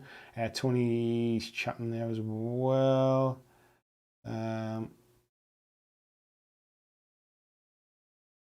Scott says you need to watch Twin Town, the movie. I think I have seen that, mate, to be fair, but I can't remember it much. David saying, oh heck, the live stream's still going on, saying hello from work. Hello, David, how are you doing? VG says, great, now I have to go back and watch League of Gentlemen again. Tim said, if you didn't watch Red Dwarf, Young Ones, Back Out of the Night Before, you couldn't really join the conversation at school the next day. Yes, I get that, mate. John saying she was evil, but I'm with you on that. Oh, yeah. VG says, want to buy some next day? VG says, stuck to here, everyone's enjoying the mini swap. Yes, thank you for organising that, VG. Really appreciate that. Scott's in the episode of Max and Paddy with the pig was a classic. Ooh, dirty pig. The one where they stole the plasma screen as well from the shopping centre, where they were dressed up as teddy bears and they pretended to be St. John's ambulance, didn't they? And they carried the guy out on a plasma screen. And John Francine for the record. Sally James from Tiz was Jason say, ever see Dark Place? Yes, that's Garth Marenghi's Dark Place, isn't it? That was pretty funny as well. Weird, but funny. Scott's in, yeah, Paddy has needs. Paddy has needs. What Paddy wants, Paddy gets. Yes. I'm kind of running out of steam here, folks. I think I'm going to call it a night, actually. I am absolutely just, it's been one of them days. I've done loads today, and I'm kind of running out of steam. I've been streaming for 3 hours now or something. Yes, I have. Black Books was awesome, as was the IT crowd as well. The IT crowd was awesome. Busey saying, don't forget, guys, McDonald's in the UK is open. Have you seen the queues for it? It is disgusting. People queuing up to go to McDonald's like that. Like you think it was like Soviet Russia, and they just opened the first McDonald's in the west, kind of in the east, kind of thing. It's just unbelievable. Queues miles long to go for a bloody burger. Cannot believe it. Tim saying, yeah, Matt Berry is superb. He is brilliant in. He's really good in Year of the Rabbit, and he's also what's the other thing that he's in? Toast of London. I really like that as well. VJ saying he's finishing up because he wants to go watch some TV. I'm going to go to bed, to be fair. My little boy's been getting up 5:30 in the morning for some weird reason. It doesn't matter what time he goes to bed, he's getting up at 5:30. So, yes, it's early mornings. Early mornings are not for me. VJ saying, yeah, IT Crowd is awesome. The best IT Crowd episode was the one where they do street countdown. That might not mean anything to most people, but yeah, the street countdown. Where are they at? VG, they're not even good burgers. They're not good burgers, mate. They're just convenient burgers. Honestly, it's funny. I don't mind a Big Mac now and again, but I ain't chomping at the bit to go to a drive-through for them. That's for sure. Like, I missed a decent cup of coffee, so when like my local Costa Coffee opened up for drive-throughs, I did go and get one just because I kind of missed my cup of coffees. I used to like going to like Costa just to kind of sit and start my day and have a cup of coffee before work, and sometimes I used to go and sit with my laptop there and I would write scripts for YouTube videos and like do my kind of to-do lists and all that kind of stuff. It was just part of like actually getting out of the house and you know, just kind of doing something a bit different. So I kind of missed going to like a coffee shop and stuff. But yeah, I ain't missed McDonald's. I don't really get the cues today that I've been seeing online. But hey, we all miss something, right? Palmsy saying thanks for hanging out, everyone. Much appreciated. See you soon. I'll drop you a note tomorrow, mate, about the podcast. Okay.